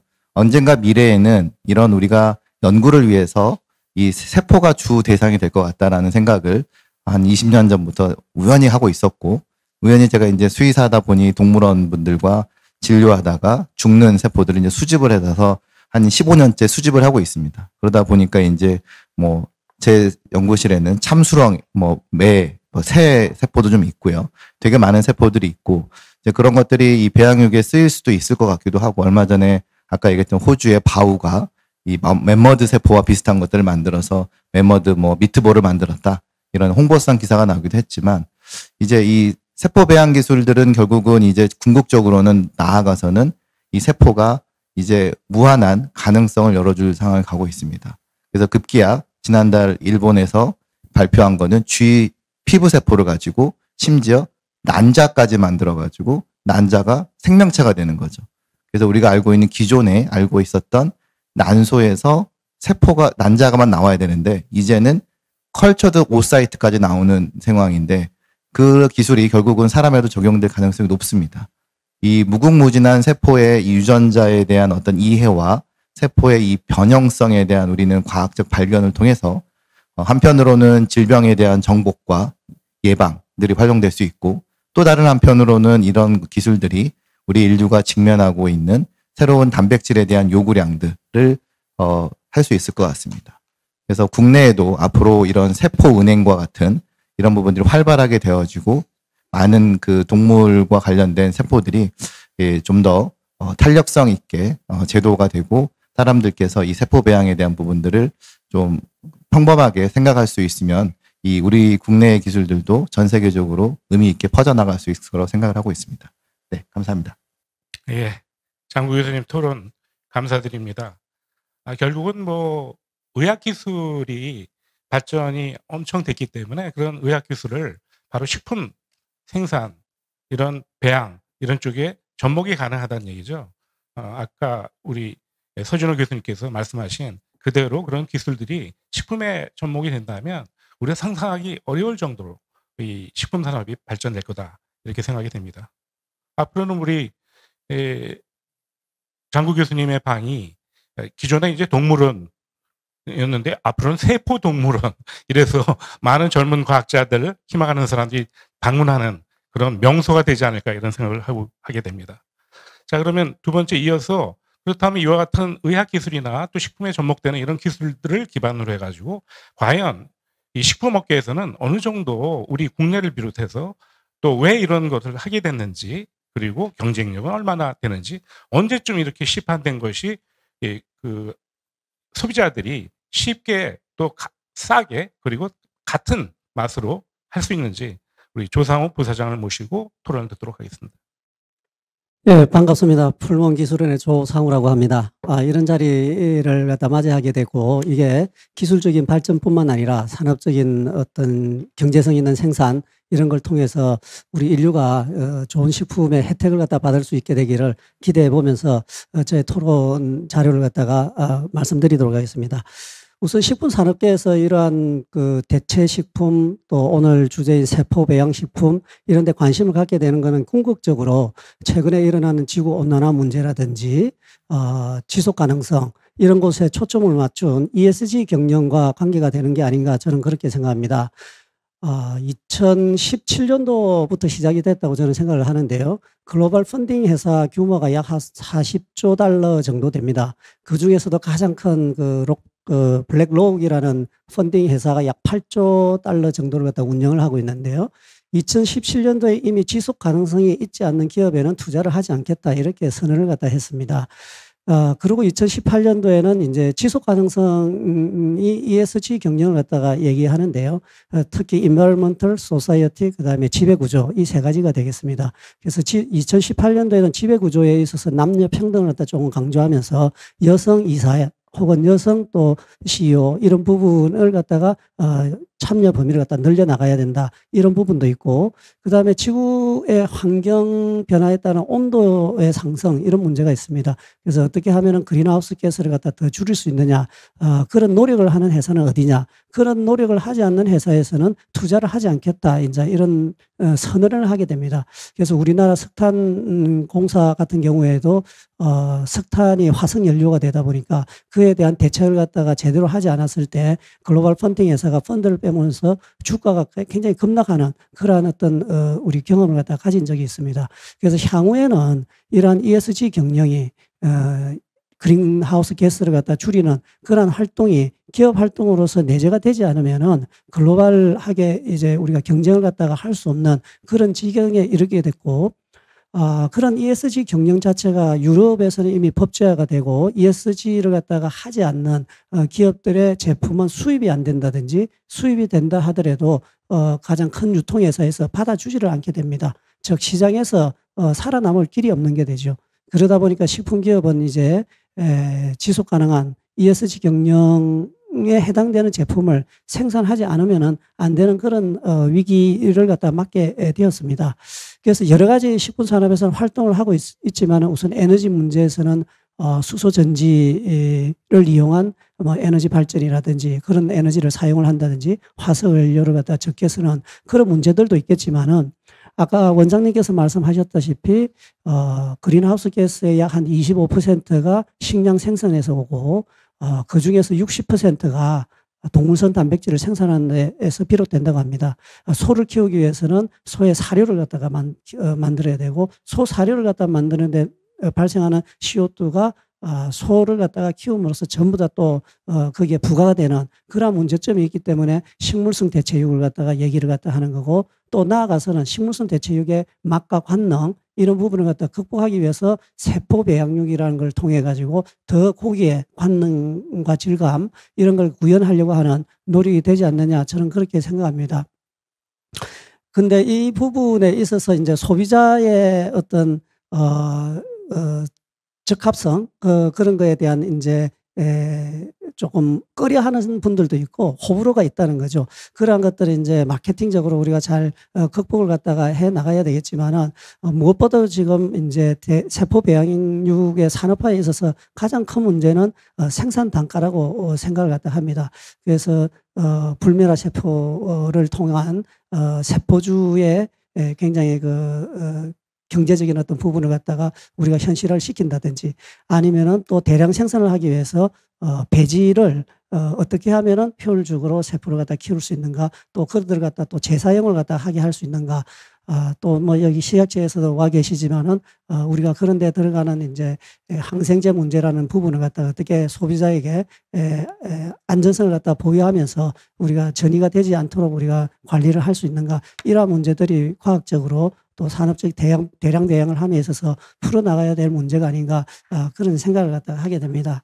그런데 이제 우리가 저희 산업계에서 한 두 가지 정도 바라는 점이 있다고 그런 뭐냐면은 이제 이게 세포 배양육을 하면은 축산업계에 있어서 마찰로 인해 가지고 어떤 산업을 갖다 하나를 죽이고 하나를 살리고 이런 문제가 아니냐라는 어떤 이분법적인 어떤 차원에서 접근을 갖다가 하고 있기 때문에 사회적인 어떤 갈등이 조금 있다고 생각이 됩니다. 그런데 저희 산업체에서는 어떤 시각을 가지고 있느냐 하면은 인구는 지금 80억을 갖다가 쳤고 UN 보고에 따르면 한 100억 정도로 증가할 거라고 예측을 하고 있습니다. 그리고 이제 국가의 GNP가 늘어나면 늘어날수록 고기 수요, 육류 수요에 대한 그런 요구도가 넓기 때문에 그렇지만 지구 위에 목축을 할 수 있는 땅은 또 그들을 키우기 위한 사료를 갖다 경작할 수 있는 땅은 한정이 되어 있기 때문에 우리가 어쨌든 늘어나는 인구의 니즈를 갖다가 만족시키기 위해서는 세포 배양육 같은 굉장히 효율적인 어떤 고기를 생산할 수 있는 기술이 필요하기 때문에 기존의 목적은 목적대로의 어떤 그런 제품의 시장이 있는 거고 그거는 프리미엄 시장으로 저는 갈 거라고 생각을 되고 그다음에 세포 배양육을 갖다 통해서 만드는 그래서 나오는 것들은 예를 들어 민스트 밑이라든지 패티 같은 어떤 가공 제품으로 갈 수 있기 때문에 그렇게 함으로써 늘어나는 인구의 어떤 육식에 대한 요구를 갖다 주지 않을까 생각하기 때문에 서로 이렇게 치킨 게임이 아니고 서로 윈윈할 수 있는 그런 좋은 기술이 아닌가 저는 그렇게 생각하기 때문에 서로 상생할 수 있는 그런 방향을 갖다 좀 찾아야 되겠다라는 게 한 가지고요. 두 번째는 뭐냐면 어쨌든 법적으로 이게 인허가가 되어야 산업체에서 적극적으로 투자도 하고 산업화 시킬 수 있다고 생각합니다. 그러기 위해서는 국가에서 기준규칙을 갖다 좀 빨리 만들어 주셨으면 하는 바람이고 그것을 위해서 식약처가 많은 노력을 하고는 있다고 생각합니다. 그렇지만 싱가포르 같은 경우에는 이저스트사의 대체육을 세포 배양육을 갖다가 일부 부분적 허용을 갖다 함으로써 싱가포르 내에 생산과 판매를 갖다 허용을 하고 있습니다. 그러다 보니까 전 세계 70여 개의 회사들이 모두 다 자기 연구개발 결과를 가지고 싱가포르 정부에 갖다 바치는 거죠. 그러면 이제 국가로서는 굉장히 어드밴스된 있는 어떤 정보도 얻을 수가 있고 그러면서 기술 발전과 산업 발전을 갖다 더 촉진시킬 수 있지 않을까 이런 생각이 들어서 정부와 학교와 스타트업들 또 기업들이 건전한 방향으로 국민들의 안전한 보장을 갖다 하면서 그렇다고 해서 새로운 어떤 식품에 대해서 우리가 문을 갖다 너무 보수적으로 가야 될 게 아니라 좀 더 적극적으로 열어가지고 국가 경쟁력을 갖다 좀 키울 수 있는 그러한 방향으로 나가줬으면 좋겠다라는 게 저희 기업에서의 부탁드리고 싶은 말씀입니다. 네, 감사합니다. 예, 조상우 부사장님 고맙습니다.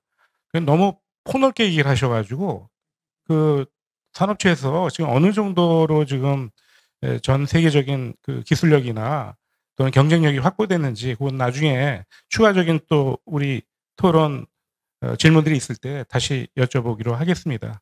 그래서 모든 책임을 지금 그 식약처 정부한테 돌린 것 같은데 그래서 제가 순서를 이렇게 좀 바꿨습니다. 이 모든 그 산업체나 또는 그 연구자들이 생각하고 있는 건 과연 정부에서 어느 정도 여기에 대한 밑그림을 그리고 있는지, 기준 기획을 잡고 있는지, 여기에 정말 그 기준 기획관입니다. 그래서 모든 기준과 기획을 하시는 강현수 식약처 우리 국장님한테 그 토론을 부탁드리도록 하겠습니다. 네, 안녕하십니까. 식약처의 강윤숙입니다. 사실 주변 환경 그리고 건강에 대한 관심도 점점 높아지고 있고 또 가치 소비, 지속 가능성 여러 가지 트렌드가 지금 떠오르고 있습니다.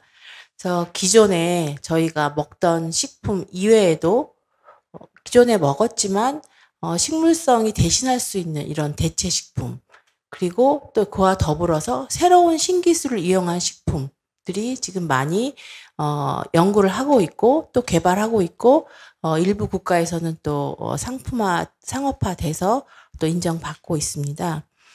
사실 저희 식약처는 이름 식품의약품 안전처처럼 사실 국민들께서 안전하게 식품을 섭취할 수 있는 안전을 사실 가장 최우선으로 생각을 합니다. 근데 여러 가지 이런 트렌드를 봤을 때 저희도 지금 이런 새로운 신기술을 적용한 식품 같은 경우에는 우리나라가 그런 기술력이 굉장히 세계에서 선도 그룹에 속하고 있다고 저도 파악을 했습니다. 그래서 이런 부분들을 국민들이 안심하고 저희가 이제 안전하게 식품 공급하는 부분들과 더불어서 업체가 그런 새로운 신기술을 이용한 식품들을 발빠르게 기술을 개발해서 상업화돼서 다른 국가에 수출할 수 있는 이런 수출 경쟁력 확보할 수 있는 부분. 두 마리 토끼라고 하면 그렇지만 이런 두 가지 부분들을 지금은 저희가 다 같이 지원해 줄 수 있는 안전과 업체의 경쟁력 강화를 다 지원해 줄 수 있는 부분들에 대해서 지금 고민을 하고 있습니다. 오늘 오전에도 저희가 규제 혁신 관련해서 대국민 토론회에서 이런 부분들을 토론한 바 있습니다. 소비자단체에서 오신 분들 걱정을 주신 부분들도 있고 저희가 이제 그 부분들에 대해서 좀 더 정확히 또 정보를 알려드려야 할 부분들도 있고 여러 가지 아직 숙제는 많이 남아 있습니다. 일단 올해 저희 식약처에서는 일반적으로 이제 많이 알고 계시는 과거에는 콩고기, 그래서 이제 식물성 고기들을 많이 이제 드셨는데 이런 건강과 여러 가지 환경, 이런 많은 트렌드 변화에 따라서 업체에서는 많은 상품화된 그 식물성 식품들을 육류를 대시하는 식물성 식품들을 많이 지금 만들고 계시는데요. 그래서 저희가 이런 식품 공전에 283개 식품 유형이 있는데 그 유형 중에 일부 이제 이런 대체 식품들이 별도로 표시하고 관리를 받을 수 있는 유형을 만들고자 이제 검토를 했고요. 최종 결과는 별도 유형 기존의 유형은 유형대로 가고 대체 식품으로 표시해서 판매하고자 하는 식품들에 대해서는 저희가 카테고리를 만들어서 어떤 기준을 가지고 어떤 규격에 맞춰서 해야 된다 하는 부분들을 곧 올해 하반기에 고시를 해서 기준을 만들려고 합니다. 이런 이제 저희가 대체 식품, 일단 용어는 대체 식품으로 정했습니다. 여러 가지 용어들이 많이 있었는데 이건 설문조사를 통해서 대체 식품이 가장 높은 점수를 받은 부분이 있어 대체 식품으로 정했고, 이 대체 식품이라는 거는 일단 동물성 원료를 대체하는 식물이 될 수도 있고요. 미생물이 될 수도 있고, 요새 이제 식용곤충 같은 경우도 저희가 인정을 해주고 있습니다. 식용곤충이 될 수도 있고, 더불어서 지금 말씀하시는 세포 배양물이 아직 세포 배양물은 저희가 인정해 준 바는 없지만 세포 배양물이 될 수도 있다는 이런 큰 정의를 가지고 그걸 대체식품이라고 일단 정의를 했습니다. 그리고 각각 가장 이제 저희가 이렇게 이걸 고시를 하면 가장 먼저 나올 것들은 지금 많이 마트에나 가면은 많이 사실 수 있는 콩으로 대체한 식품들, 그런 식품들에 대해서 예를 들어서 콩으로 동물성 단백질을 대체했으면 지금 그게 만약에 콩이니까 곡류 가공품이 될 수 있습니다. 곡류 가공품이라는 유형을 받고 더불어서 대체 식품이라고 표시를 할 수가 있습니다. 그런 부분들을 저희가 올해 하반기쯤에는 최종적으로 고시해서 지금 이제 막바지 식품위생심의위원회나 이런 분들 통해서 하고 있습니다.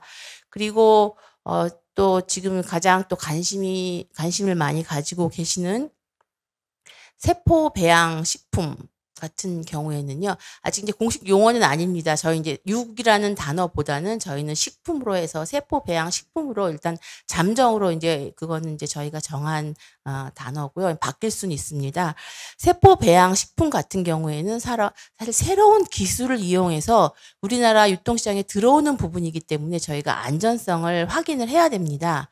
그러려면은 별도의 자료를 받아서 저희가 검토를 하고 결과를 확인하고 이제 인정을 해줘야 되는 부분들이 있는데요. 지금 이제 식품위생법 산하 저희 고시에 식품 등의 한시적 기준규격 인정 기준이라는 것이 있습니다.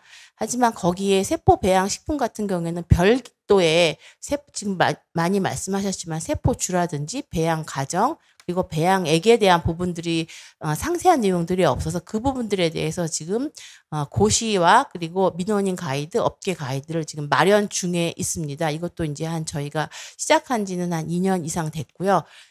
그런 부분들을 마련해서 세포 배양 식품 주로 이제 스타트업에서 많이 하고 계시죠. 이런 스타트업에서 세포 배양 식품을 인정받으시려면 이런 자료들이 필요하다는 걸 저희가 고시를 하고 그 자료들을 제출을 하시면 검토를 해서 안전성이 확인이 되면 인정해 드리려고 합니다. 이런 부분들은 인정받은 업체만 그 제품을 생산을 할 수가 있습니다. 그래서 저희가 인정을 하면 그 업체에 대해서는 충분히 일단 저희가 A라는 업체에 대해서 인정을 했다. 그럼 그 업체가 생산하는 생산물에 대해서는 충분히 관리를 하고 있고 지속적으로 팔로우업도 할 수 있습니다. 그리고 뭐 다른 B라는 회사가 받겠다 하면 또 받으실 수도 있고 그런 부분들도 최종적으로 저희가 올해 말 내년 초까지는 이런 고시나 가이드라인 민원인 안내서를 제작해서 배포를 하고자 합니다.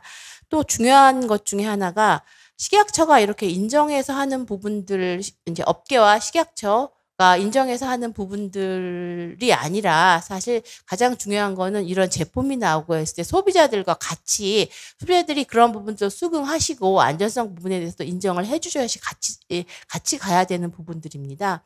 그래서 저희는 이런 그 세포 배양 식품이나 아니면 대체 식품 관련돼서는 협의체가 몇 가지가 있습니다. 표시 관련돼서 협의체는 이제 저희 표시 정책과 쪽에서 협의체를 만들어서 운영을 하고 있고 저희 식품기준기획관실에서는 대체식품 전문가 협의체 그래서 업계 주로 스타트업이십니다. 스타트업 있고 일반 이제 업계에서도 계시고 그리고 소비자단체 그리고 정부에서도 저희 식약처, 농식품부, 농진청, 해수부, 뭐 수산과학원 여러 분야에 계신 분들이 다 협의체에 같이 오셔서 지금 계속 협의를 하고 있는 부분들이 있습니다. 그리고 또 국내뿐만이 아니라 사실 이런 저희가 말을 들어보니 국내에서 이런 스타트업 업체들은 이런 기술력을 가지고 우리나라에서 인정을 받아서 수출을 하고자 하는 분들이 또 많이 계시는 것 같습니다. 그래서 이런 부분들에 대해서 저희가 그 국제식량기구인 FAO에서 이런 또 엑스퍼트 그룹이 있습니다. 올해부터 저희가 우리나라가 참여를 해서 같이 엑스퍼트 그룹에서 또 참여를 하고 있고 또 저희가 올해 5월에 아프라스라고 해서 아시아 태평양 지역 규제기관 협의체를 발족을 하고 식약처장이 초대 협의체 위원장으로 선출이 됐습니다. 3년간 대한민국에서 이끌 예정인데요. 그런 부분에도 발표를 할 때 굉장히 새로운 신기술 식품이 거의 메인 이슈로 많이 떠오르고 있습니다. 그래서 안전성과 더불어서 이런 제품화 빨리 할 수 있도록 그런 기준 그리고 소비자들과도 저희가 지속적으로 이런 부분들 협의체를 통해서 말씀을 나눠서 이러한 부분들 자세히 알릴 수 있게 이런 부분들을 식약처가 계속 하려고 하고요. 식약처가 규제 기관은 맞습니다. 하지만 합리적으로 규제를 통해서 안전을 확보하고 또 제품 지원하고 수출할 수 있게 합리적 규제를 하고자 지금 노력하고 있는 중입니다. 감사합니다. 네, 아유 너무 고맙습니다. 항상 저도 뭐 국가기관에서 일을 해봤지만 국가기관에서 답변을 하라 그러면은 지금 고민 중입니다. 지금 노력 중입니다. 지금 검토 중입니다. 뭐 이랬는데 오늘 아주 명쾌하게 2023년 금년도 하반기 되면 어느 정도 여기에 대한 기준과 또 그런 명확한 그 가이드라인, 데피니션 이런 것들이 어느 정도는 될 것 같습니다. 또 이제 가장 어떤 대립적인 문제들을 많이 생각하는데 예를 들면 식물로 대체하는 대체 단백질을 대체 육이라고 불러서 육이라는 말을 넣어야 되느냐는 걸 가지고 우리나라뿐이 아니라 미국에서도 이것 때문에 엄청난 분란이 있었습니다. 그래서 축산이나 식품 쪽에서 이것을 육을 빼고 대체 단백질로 해야 되지 않느냐라는 식으로 하고 있는데 너무 이거 식약처에서 아주 현명하게 대체 식품 이런 식으로 했다는 것은 그런 고민의 흔적이 보이는 것 같고요. 또 하나는 이제 세포 배양 식품, 세포 배양 육인데 이거는 또 육을 붙여야 된다고 이제 축산 쪽이나 이런 전문가 단체에서 생산자 단체에서 하는데 이것도 또 이제 부딪히는 면에서 또 여러 가지 하이브리드도 나오고 그러니까 세포 배양 식품 이것은 많이 고민한 흔적이 보인다고 말씀을 드릴 수 있겠습니다. 무엇보다도 뭐 끝에 이제 말씀하신 것처럼 아무리 이런 규제와 정확한 뭐 또 가이드라인이나 또는 이런 것들을 하더라도 결국은 소비자가 어떻게 생각하느냐를 같이 가지 않으면 이와 같은 것은 우리나라뿐이 아니라 전 세계적으로도 경쟁력은 떨어지고 딜레마에 빠질 수가 없다고 생각합니다. 그래서 제가 가장 마지막에 이 소비자 단체를 대표하고 소비자를 모든 의견을 수렴하고 계시는 소비자 공익 네트워크의 김연아 회장님을 모시고 토론을 듣도록 하겠습니다. 김연아 회장님. 네, 소비자 공익 네트워크 회장 김연아입니다. 오늘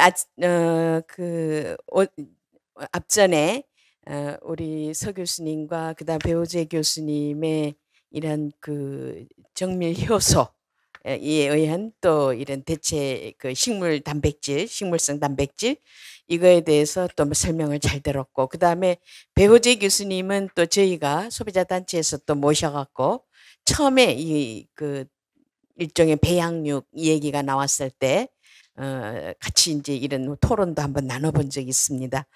그래서 오늘 아마 이런 자리에 또 함께 나눠서 오늘 또 마침 또 식약처에서 이런 자리를 마련해서 이 규제를 일종의 완화하게 한 국민 대토론회로서 저희 소비자 단체 입장으로서는 아주 강력하게 얘기를 했습니다. 그래서 가장 중요한 거는 이제 식품의 산업 발달과 함께 지속 가능성을 유지를 해야 되지만은 이 식약처의 본연의 업무는 국민의 안전을 담보로 하는 것이다. 그래서 이 안전에 대해서만큼은 정확하게 짚으셔서 소비자들에게 정확한 정보를 공유를 하고 또 아울러서 그런 소통을 통해서 소비자들의 불안감을 없애줄 수 있도록 하는 이런 데에 조금 적극적으로 해달라는 요청도 했습니다. 근데 최근에 우리는 한 몇 년 동안에 이런 코로나 팬데믹을 거치면서 이 사회 패러다임과 이 가치 변화가 엄청나게 급진적으로 일어나고 있었다는 거죠. 그와 더불어서 기후위기가 또 생기고 또 아울러서 식량 안보 문제가 또 생기게 되니까 이 소비자들의 식품 패러다임에 대해서도 많은 변화가 생기고 있고 이게 큰 물결이 있는 듯하게 생겼습니다. 그래서 특히 MZ세대들의 특징이 미닝아웃이다 해서 가치 소비 쪽으로 되다 보니까 착한 소비, 예를 들자면은 이제 기존에 해왔던 소비 패턴에서 환경을 생각하고 건강을 생각하는 쪽으로 많이 쏠림 현상이 생기고 있다는 거죠. 그러다 보니까는 또 이 비건 식품이다 해서 마치 비건이 친환경 소비인 양 이렇게 과다 포장이 되는 경우도 있고 또 아울러서 비건 식품이 완전히 건강과 영양을 갖다가 최대한으로 담보를 할 수 있는, 환경을 담보를 할 수 있는 이러한 것으로서 과다하게 돼 있기 때문에 이런 문제점에 대해서 이제 식약처는 좀 정확하게 짚어줄 필요가 있지 않겠느냐. 그래서 이제 식물성 대체 단백질에 대해서는 아까 이야기했듯이 이제 저희 소비자 단체에서 그동안에 왜 이 고기가 들어가지 않았는데 고기라는 이름을 붙이느냐. 그래서 너무 혼란스럽다. 그러니까 정확한 이름을 좀 명명을 해줬으면 좋겠다 해서 아마 지금 식약처에서도 이런 명칭에 대한 위원회를 구성을 해서 지금 만들고 있는 것 같습니다. 어쨌든 소비자들은 쉽게 시장에 가서 구별할 수 있고 그다음에 쉽게 이러한 상품을 정보를 비교를 통해서 선택을 할 수 있는 이런 조건을 만들어줘야 된다는 거죠. 그러다 보니까 저희 소비자 단체에서도 설문조사를 해보면은 이러한 식물성 단백질에 대한 대체 식품에 대해서 거의 다가 설문 응답률이 높은 것이 바로 이 환경에 대한 것이 높아졌고 그 다음에 이제 건강에 대해서 이제 높은 응답률을 나타냈습니다. 그래서 이제 중요한 거는 과연 이런 배양육에 있어서도 예를 들어서 이제 그 일종의 이런 배양육을 아까 배우재 교수님은 예를 들자면은 세포에 배양을 해서 한다 이렇게 얘기를 했는데 우리는 이제 우려하는 부분이 일부 학자들도 그렇고 또 여기에 항생제가 들어가기 때문에 항생제를 어느 정도 사용하고 있는지 그리고 항생제를 쓴다면 어떤 항생제를 쓰고 있는지 저는 뭐 여기 우리 저기 좌장 교수님께서도 계시지만은 박용훈 교수님이 또 내성 항생제에 대한 쓰나미가 몰려온다 하는 그걸 한번 본 적도 있습니다. 그래서 오늘 제가 환경부에다 저 식약처에다가도 이제 이런 문제점에 대해서도 좀 정부에 의해서 좀 적극적으로 대응을 해서 이런 그 국민들한테 바른 정보를 줘서 어떻게 가야지 이게 이렇게 안전하게 갈 수 있는 것인지를 우리가 좀 공유할 수 있으면 좋겠다. 그래서 어떻게 관리되고 있는지 이것도 한번 좀 알았으면 좋겠다는 거를 이제 주문한 바 있습니다. 그래서 이제 소비자들은 바로 이런 배양육에 대해서 첨가물이나 혹은 항생제 같은 것이 들어갔는데 이게 나중에 후유증으로 예를 들어서 어떤 후유증이 생길 우려가 있는 것인지 이런 거에 대해서도 상당히 의문을 제기하고 있다는 거죠. 그래서 정확한 과학적인 검증을 통해서 이런 것 등의 안전성을 물론 식약처에서 우리 강윤숙 기획관님이 철저하게 기준도 만들고 안전관리를 해주겠지만은 그런 우려하는 국민의 부분에 있어서는 좀 최소한의 소통을 좀 제대로 해줘서 그런 시장의 폭을 넓히는데도 부정적인 것이 없도록 해주는 것도 상당히 중요하지 않겠나 이런 생각하고 있습니다. 아울러서 이제 비건 식품에 있어서도 분명히 동물성 재료가 들어가지 않았다는 거죠. 식물성이라는 거죠. 그러면은 동물성 재료가 들어갔을 때 동물성 단백질이 하는 역할과 그다음에 식물성 단백질에서의 이런 역할 각각의 이러한 단백질의 필수 아미노산의 역할들이 있는데 이런 것 등의 기능이 과연 우리 몸속에서의 어떤 역할을 하고 있는 것이고 영양분의 가치는 어떤 것인지 이런 것 등도 좀 제대로 알려줄 필요가 있지 않겠느냐 이렇게 생각하고 있습니다. 그래서 제가 알기로는 아마도 이거 비건 푸드나 이런 것 등이 아주 급진적으로 뭐 지금 배우주 교수님 오늘 발표하는데 보면 깜짝 놀랐어요. 100여 개 업체가 벌써 생겼다 할 정도로 이제는 세계적인 글로벌 이런 그 성장세로 가고 있다는 거죠. 그러면은 그런 추세에 맞춰서 중요한 것은 뭐냐면 우리 국민들이 우려하는 부분에 있어서는 이건 바로 정확한 정보를 빨리 공유를 해서 이런 우려하는 부분을 해소된 것에 대해서 우리가 발전적으로 갈 수 있는 이런 기술을 개발해야 되지 않겠나 하는 거를 제가 말씀을 드리고 싶고요. 그 다음에 이제 저는 마지막으로 드리고 싶은 것은 어쨌든 간에 이런 배양 뭐 육이다 이렇게 얘기를 하는데 이런 배양 대체 단백질, 배양 단백질 성분이라는 것은 일종의 이런 그 사람이 섭취하는 것이기 때문에 그런 섭취를 통해서 나타날 수 있는 이런 문제점 등을 좀 사전에 뭐 지금 현재 그 연구하는 과정이라고 하지만은 이 연구하는 과정이 또 기술을 또 따라가야 되다 보면은 자칫하면은 소비자 안전을 소홀하게 할 이런 우려성도 있고 나중에 이제 더 큰 문제점이 또 발생될 우려성도 있기 때문에 이런 것 등을 사전에 원래 이 사전 예방적인 측면이 가장 우선입니다. 그래서 사전에 이런 정보를 좀 정확하게 국민들한테 공유할 수 있는 이런 제도적 장치가 좀 돼 있었으면 좋겠다 싶고, 또 아울러서 이런 사전 소비자 안전 확보를 위해서는 정부와 그다음에 이런 연구기관, 그다음에 또 예를 들어서 최근에 와서 보면은 여러 가지 그 인터넷이나 이런 데 대해서 보면은 굉장히 극단적이고 부정적인 내용들도 많이 있습니다. 그래서 이런 것 등이 좀 정부가 정책적으로 잘 걸러서 소비자가 안심할 수 있는 이러한 그 식약처의 정책이 될 수 있도록 하는 데에도 정부가 좀 적극적으로 해줘야 되지 않겠나 해서 말씀을 드립니다. 감사합니다. 예, 아유. 여러분 오늘 뭐 온라인이나 오프라인으로 다 참여하신 분들 우리나라 소비자의 수준이 어느 정도인지 아마 충분히 감지하셨을 거라고 생각이 됩니다. 이 많은 전문가들이 발표하고 또 토론을 해주셨지만 소비자의 관점은 매우 정확하고 그리고 단순합니다. 말씀하신 것처럼 환경 그리고 건강을 생각합니다. 과연 연구자, 정부 그리고 기업 모두가 이렇게 환경과 건강을 생각하는 소비자의 그 마음을 충족시킬 수 있는 방향으로 가고 있는가?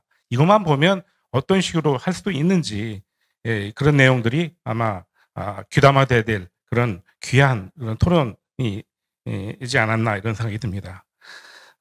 네 분 말씀 너무 고맙고요. 지금 사전에 들어온 질문들이 굉장히 많습니다. 그리고 또 지금 두 분 발표하는 중간에도 질문이 들어와서 한 40개 이상의 질문서가 제 앞에 놓여 있는데, 물론 이제 사전 그 질의를 해주신 분들은 두 분의 그 발표를 듣기 전에 자료만 보고서 했기 때문에 중복되는 것이 많이 있어서 일단 그 네 분 토론자 말고 두 분 그 발표자하고 관계되는 거를 간단하게 먼저 사전 질의서 또 지금 현장에서 나온 질의서를 보여드리고요. 두 번째는 이제 여기에 참여하신 지금 현재 온라인 오프라인으로 와 계신 대면으로 와 계신 분들이 혹시 또 궁금한 게 있으시면 받도록 하겠습니다. 그럼 먼저 배우자 교수님한테 해당되는 것을 하나 여쭤보겠습니다. 이게 중복되는 게 많아서 두 가지 한꺼번에 좀 말씀드리면, 첫 번째 이제 사전 질문에서는 배양육의 아까 소비자단체에서도 얘기했지만 배양육의 인체 유해성이 검증을 충분히 지금 하고 있는지와 그 배양액의 그 배양 효율은 어느 정도 발전하고 있는지 이런 얘기를 하나 드리겠습니다. 네, 배우자입니다. 첫 번째로 그 배양육의 인체 유해성이 있는지 검증 충분히 되었는지 궁금합니다라고 질문 주셨는데요. 일단 검증이 결국은 그 회사별로 만들어진 시제품들이 뭐 사용되는 세포 소스도 다르고 그 세포별로 이제 배양을 하는 방법이라든지 그 배양할 때 들어가는 소재들이 다릅니다. 그래서 각각에 대해서 검증을 할 수밖에 없는데요. 예를 들어서 작년에 허가를 받은 그 FDA 허가를 받은 업사이드 푸드라든지 올해 허가를 받은 굿미트 같은 경우에는 일단 배양육의 세포 채취부터 배양을 하고 그것을 대량 배양해서 배양육을 만드는 단계까지 검증을 한 결과 유해성이 없다는 결과로 나오고 그래서 허가를 받았다고 말씀을 드릴 수 있겠고요. 이제 거기까지가 이제 FDA의 역할이고 그 다음 이제 좀 더 큰 스케일에서 대량 배양을 해서 이거를 포장을 해서 실제 마켓에서 유통이 되어서 팔리고 섭취를 해서 그때에 대한 안전성은 또 이제 미국 그 USDA에서 담당을 하기 때문에 그건 또 허가를 따로 받아야 됩니다. 그래서 두 회사 다 그 부분에 대한 검증을 지금 하고 있는 걸로 알고 있습니다. 네. 아유, 고맙습니다. 일단 좀 디테일한 그 질문들이 있어서 먼저 그거 좀 짚고 또 포괄적인 질문으로 넘어가겠습니다. 여기 아마 대학원생이나 포닥 이런 분들도 많이 아마 온라인으로 참여를 하고 계신 것 같은데 서진호 교수님한테 묻겠습니다. 어떤 질문이 지금 들어와 있었냐면 정밀 발효의 경우 결국엔 미생물들을 걸러내고 원하는 성분만 정제하는 게 중요할 것 같은데 기술적 난이도 그리고 여기 사용하는 약품, 아까 뭐 무혈중 배지도 나오고 그러지만, 그런 다음에 깨끗하고 안정한 정제를 위해서 어떤 과정을 이 정밀 발효에 필요한지 거기에 대해서 말씀해 주시면 고맙겠습니다. 예, 사실 이 정밀 발효 기술 자체가 아까 말씀드렸듯이 그러니까 우리가 이제 거꾸로 보면 이제 1940년대 페니실린 생산, 그러니까 이 곰팡이로부터 페니실린 생산하는 그 개념이 이제 확대되어 온 그 기술입니다. 그래서 이 배양부터 이제 분리정제까지 기본적인 개념은 그때 다 거의 다 확립이 된 건데, 예, 근데 지금 이제 우리가 특히 식품의 경우는 이제 이 배양 과정에서부터 거기부터 배양을 위한 이 조성이 다 푸드 그레이드로 다 바뀌어야 됩니다. 그러니까 일반 의약품하고 좀 다른 부분이 있고요. 그리고 또 이제 분리정제 쪽에도 이제 보통 우리가 이 화학공학에서 얘기하는 분리정제 기본적인 단위 공정들이 있죠. 뭐 막분리, 이온교환수지, 뭐 탈색, 뭐 건조, 뭐 이런 기본적인 기술들이 다 사용이 됩니다. 그래서 이제 그런 경우에 이제 특별하게 뭐 그러니까 이 케미컬을 사용하는 경우가 아니라 이제 결국 물리적인 기술을 가지고 분리정제를 하기 때문에 이제 이 안전한 기술이고요. 그리고 이제 최종 이제 정부로부터 허가를 받기 위해서는 최종 제품에 대한 이 화학적인 구성을 다 밝혀내야 됩니다. 그러니까 물론 주성분 플러스 거기에 들어있는 보통 우리가 임퓨리티라고 얘기하는 부성분까지 다 밝혀야 내야지 허가를 받는데, 그 부성분에 대한 안정성까지도 우리가 검증을 받아야지 이 식품 원료로 이제 등재가 가능하고, 또 의약품도 마찬가지일 겁니다. 그래서 이제 분리정제나 이제 배양이나 이 기본적인 공정들은 이미 벌써 이제 교과서에 다 실려 있을 정도로 굉장히 자세히 잘 나와 있다는 걸 말씀드리겠습니다. 네. 네, 고맙습니다. 뭐 앞으로 갈 길은 많지만 지금 기술이나 이런 데서 안전성이나 그런 공정 과정에서 문제점들 많이 해소를 하고 있는 것 같습니다. 다음 장구 교수님한테 몇 가지 여쭤보겠습니다. 이거는 대학원생이 직접 생명공학 대학원생이라 그러고 전공이 생명 공학에 관계돼 있기 때문에 물어보는 질문입니다. 배양육과 관계된 분야에 연구 직종으로 진출하기 위해서 생명공학 전공 입문 단계로 참고할 만한 뭐 논문이나 서적, 그리고 이런 것들 AI를 접목한 배양육 활용한 방안들을 다룬 그런 연구 분야가 있을까요? 하는 질문하고요. 또 하나 또 이제 거의 비슷한 거니까 이런 배양육 관계에 굉장히 관심이 많아서 아마 그쪽에 취직을 하고 싶어하는 또 그런 마인드를 갖고 있는 똑같은 질문자 같은데, 앞으로 이런 이 분야에 실무의 적용 수준과 뭐 봉급 얘기는 안 나왔지만 어느 정도 발전 가능성이 있을까 하는 거를 한번 여쭤보고 있습니다. 교수님이 말씀해 주시면 좋겠습니다. 네, 감사합니다. 서울대학교 장구입니다. 결국 배양육이라고 하는 것은 꼭 어느 특정 과의 영역에 한정되는 것이 아닌 것 같습니다. 뭐 미생물이든 뭐 심지어 예를 들면 이과가 아닌 문과분들도 기본적으로 라면을 끓일 수 있다 그러면 세포를 배양하는 어떻게 보면 프로토콜이 정해져 있거든요. 방법이. 그러면은 우리가 어떤 세포를 가다가 한국세포주은행에서 돈 주고 하나를 사서 실험실에 갖고 오면 DMEM이라고 하는 배양액을 사서 혈청을 섞어서 배양을 하고 이 세포가 가득 차면 개대해주고 하는 이런 기본적인 세포 배양 기술에 대한 프로토콜이 어떻게 보면 전 세계에서 아마 거의 모든 게 표준화되어 있을 것 같습니다. 그래서 이공계의 모든 아마 거의 세포 배양을 하는 실험실이라면 제가 말씀드린 이 방법을 다 이해하시고 있을 거기 때문에 꼭 배양육이란 부분들을 한정시켜서 나는 이쪽에 가야겠으니까 뭘 배워야 되겠다라고 하기에는 사실은 먼저 그 전에 해야 될 게 결국은 세포 배양 기술에 대한 이해가 있으면 될 것 같고요. 뭐 기본적으로 이제 바이블이라고 하죠. 애니멀 컬처드 셀, 이 텍스트북이 하나 있거든요. 그거 하나 읽으시면 사실은 모든 분야가 해결이 될 것 같긴 합니다.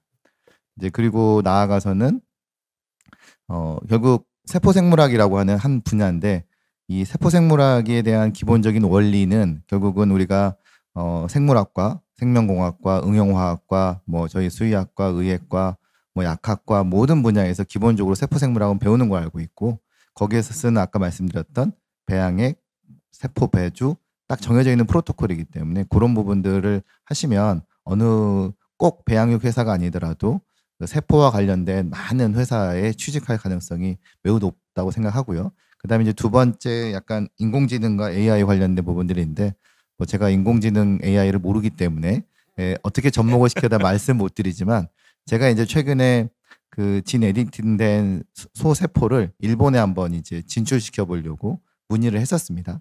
그래서 이제 일본 쪽에 문의를 했을 때 받은 답변 중에 하나가 이 너희 그 세포나 만들어지는 이 근육들이 실제 알러지가 있는지 없는지를 증명해라 라는 이런 질문을 받았는데 그러면은 이게 세포가 알러지가 있는지 없는지를 한번 어떻게 증명을 할까라는 얘기를 해서 그 DNA 이제 흔히 얘기하는 컴퓨터 인포메틱스 하시는 분한테 한번 물어봤습니다. 이거를 간접적으로 어떤 트랜스크립톰 흔히 얘기하는 RNA 전사체라든지 그다음에 전체 프로테믹스 전체 이 LSMS 맥스 프로테믹스를 찍어서 거기에 있는 모든 프로파일을 가능해서 이런 비교하면은 가능할까 했더니 충분히 가능하다.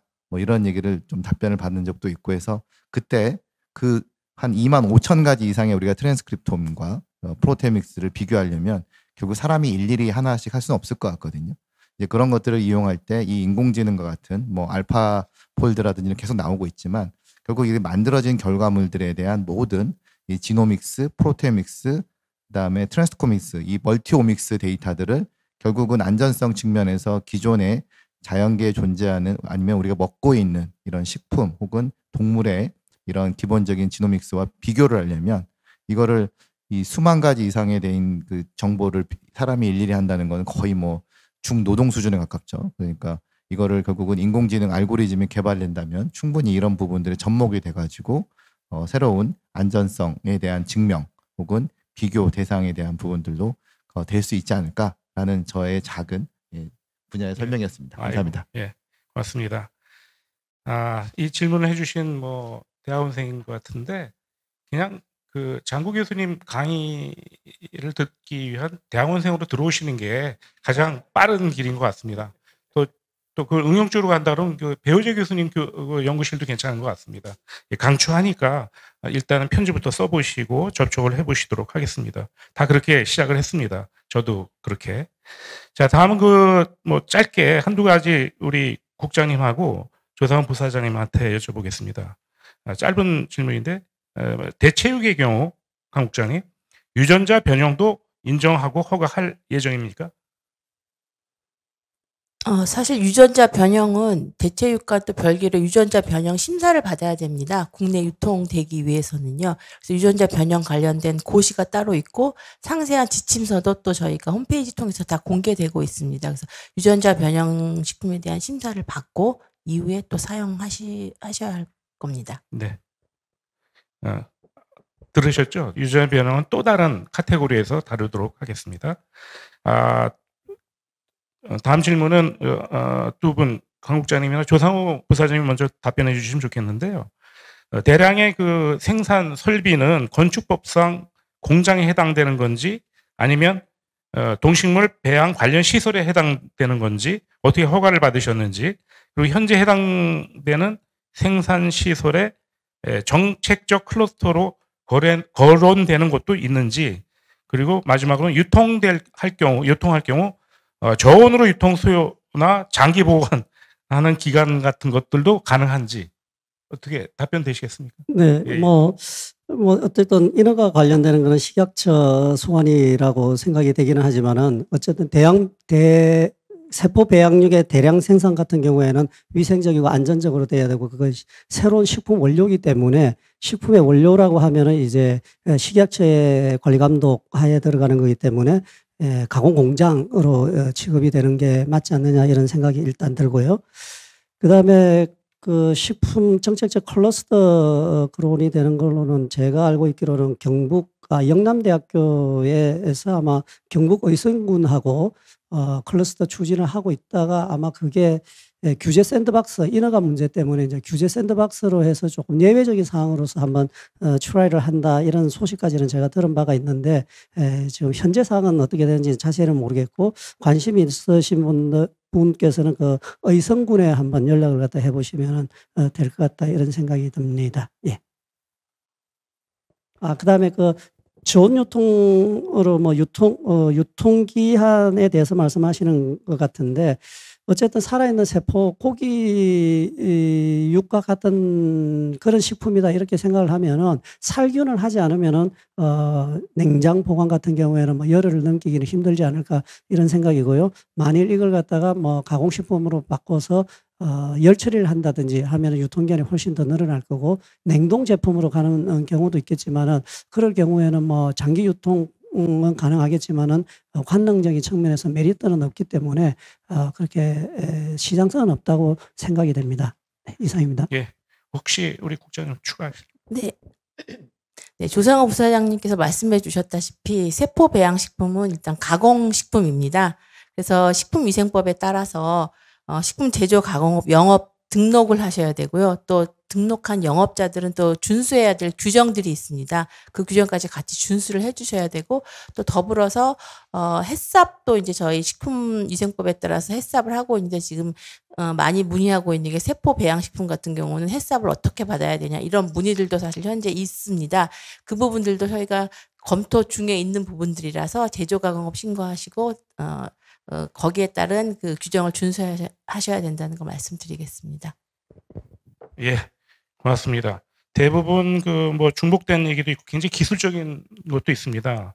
뭐 효율이니 뭐 기술이 배양 기술 뭐 무연청 배지에 대한 또 질문들이 많은데 전체적으로 한번 여쭤보겠습니다. 가장 그 많은 질문들이 그 시럼 프리 메디아의 그 효율성이나 또 그런 것들을 지금 많은 회사들이 전 세계적으로 노력을 하고 있고 거기다 노하우도 갖고 있고 아까 배우재 교수님도 말씀하셨는데 그런 것들이 배양 효율에서 충분히 커버가 될지 뭐 가격 면에서 그런 걸 노력하고 있는데 그리고 그 기술이 언제쯤 극복이 될지 이런 거를 우선 배 교수님 얘기해 주시고 뭐 장구 교수님 얘기해 주시고 뭐 해주시면 고맙겠습니다. 네, 배우재입니다. 그 배양액의 배양 효율 일단 이거는 그 무혈청 배지의 배양액의 배양 효율을 말씀하신 것 같은데요. 사실 무혈청 배지가 뭐 최근 몇 년간 대두된 게 아닙니다. 무혈청 배지는 예전부터 늘 만들어 왔고 사용해 왔고 또 재생의학 쪽에서 무혈청 배지 많이 사용했습니다. 왜냐하면 몸의 이식을 목적으로 인공 조직을 만들었기 때문에 혈청을 쏜 다음에 혈청의 어떠한 뭐 성분에 의해서 뭐 몸에 들어가서 어떠한 반응을 일으키면 안 되기 때문에 그래서 무혈청 배지를 그런 목적으로 많이 개발을 해서 사용을 했었고요. 저도 뭐 포닥 때 연구할 때 무혈청 배지 많이 사용했었고 효율은 굉장히 좋습니다. 다만 가격이 비쌉니다. 그래서 그게 단점이고요. 그래서 배양 효율은 뭐 그냥 뭐 어느 배양액과 다르지 않게 효율 굉장히 좋고요.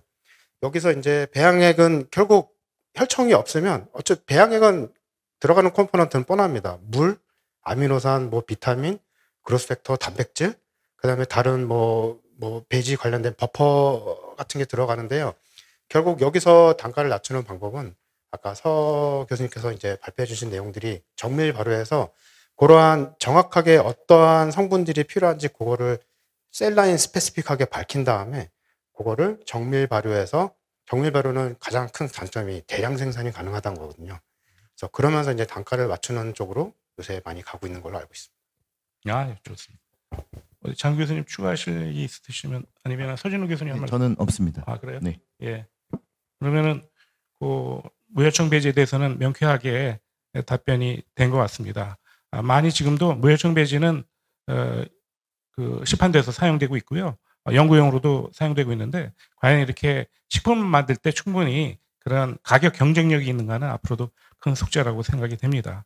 그래서 아까 서진우 교수님이 발표하신 그런 여러 가지 소스에서 그런 그 보바인 시럼 알부민이 갖고 있는 그런 성분을 다른 데서 대체할 수 있는가 이것도 앞으로 큰 우리 그 산업이나 연구 분야로 생각이 됩니다. 대부분 그 사전질이나 또 연자님들이 발표하시는 중간에 들어온 질문 그 소화를 한 것 같고요. 혹시 여기 지금 한 뭐 2, 3분 남았는데 혹시 앉아 계신 분 중에서 지금 발표나 토론하신 분들하고 중복되지 않은 그런 질문이 있으시면 원장님이 직접 또 긴장 좀 하십시오. 아니 그 저 잘 들었고요. 저기 우리 강윤수 기획관님께 그냥 다른 이야기의 질문인데, 이제 우리나라가 이제는 뭐 제법 경제적으로 세계 10위권에 들어갔고, 또 모든 과학 기술자들이 이제 세계 최초의 연구 개발을 위해서 노력을 하기 시작했어요. 근데 지금 이제 발표 자료 보면은 이러한 관련 회사들이 세계 120 몇 개 회사가 있고 뭐 하니까, 이제 기획관님도 이제 후반기에 이렇게 좀 잘 추진하겠다는 아주 속 시원한 말씀을 해주셨는데, 만약, 제 질문은 만약 이 대체육인가요? 배양육 이런 거가 우리나라가 전 세계 아무 데도 없고 지금 가장 처음 지금 개발해서 이거를 식약청에 신청했을 때 이거를 허가를 내줄 수 있는 메커니즘을 지금 갖고 계신지,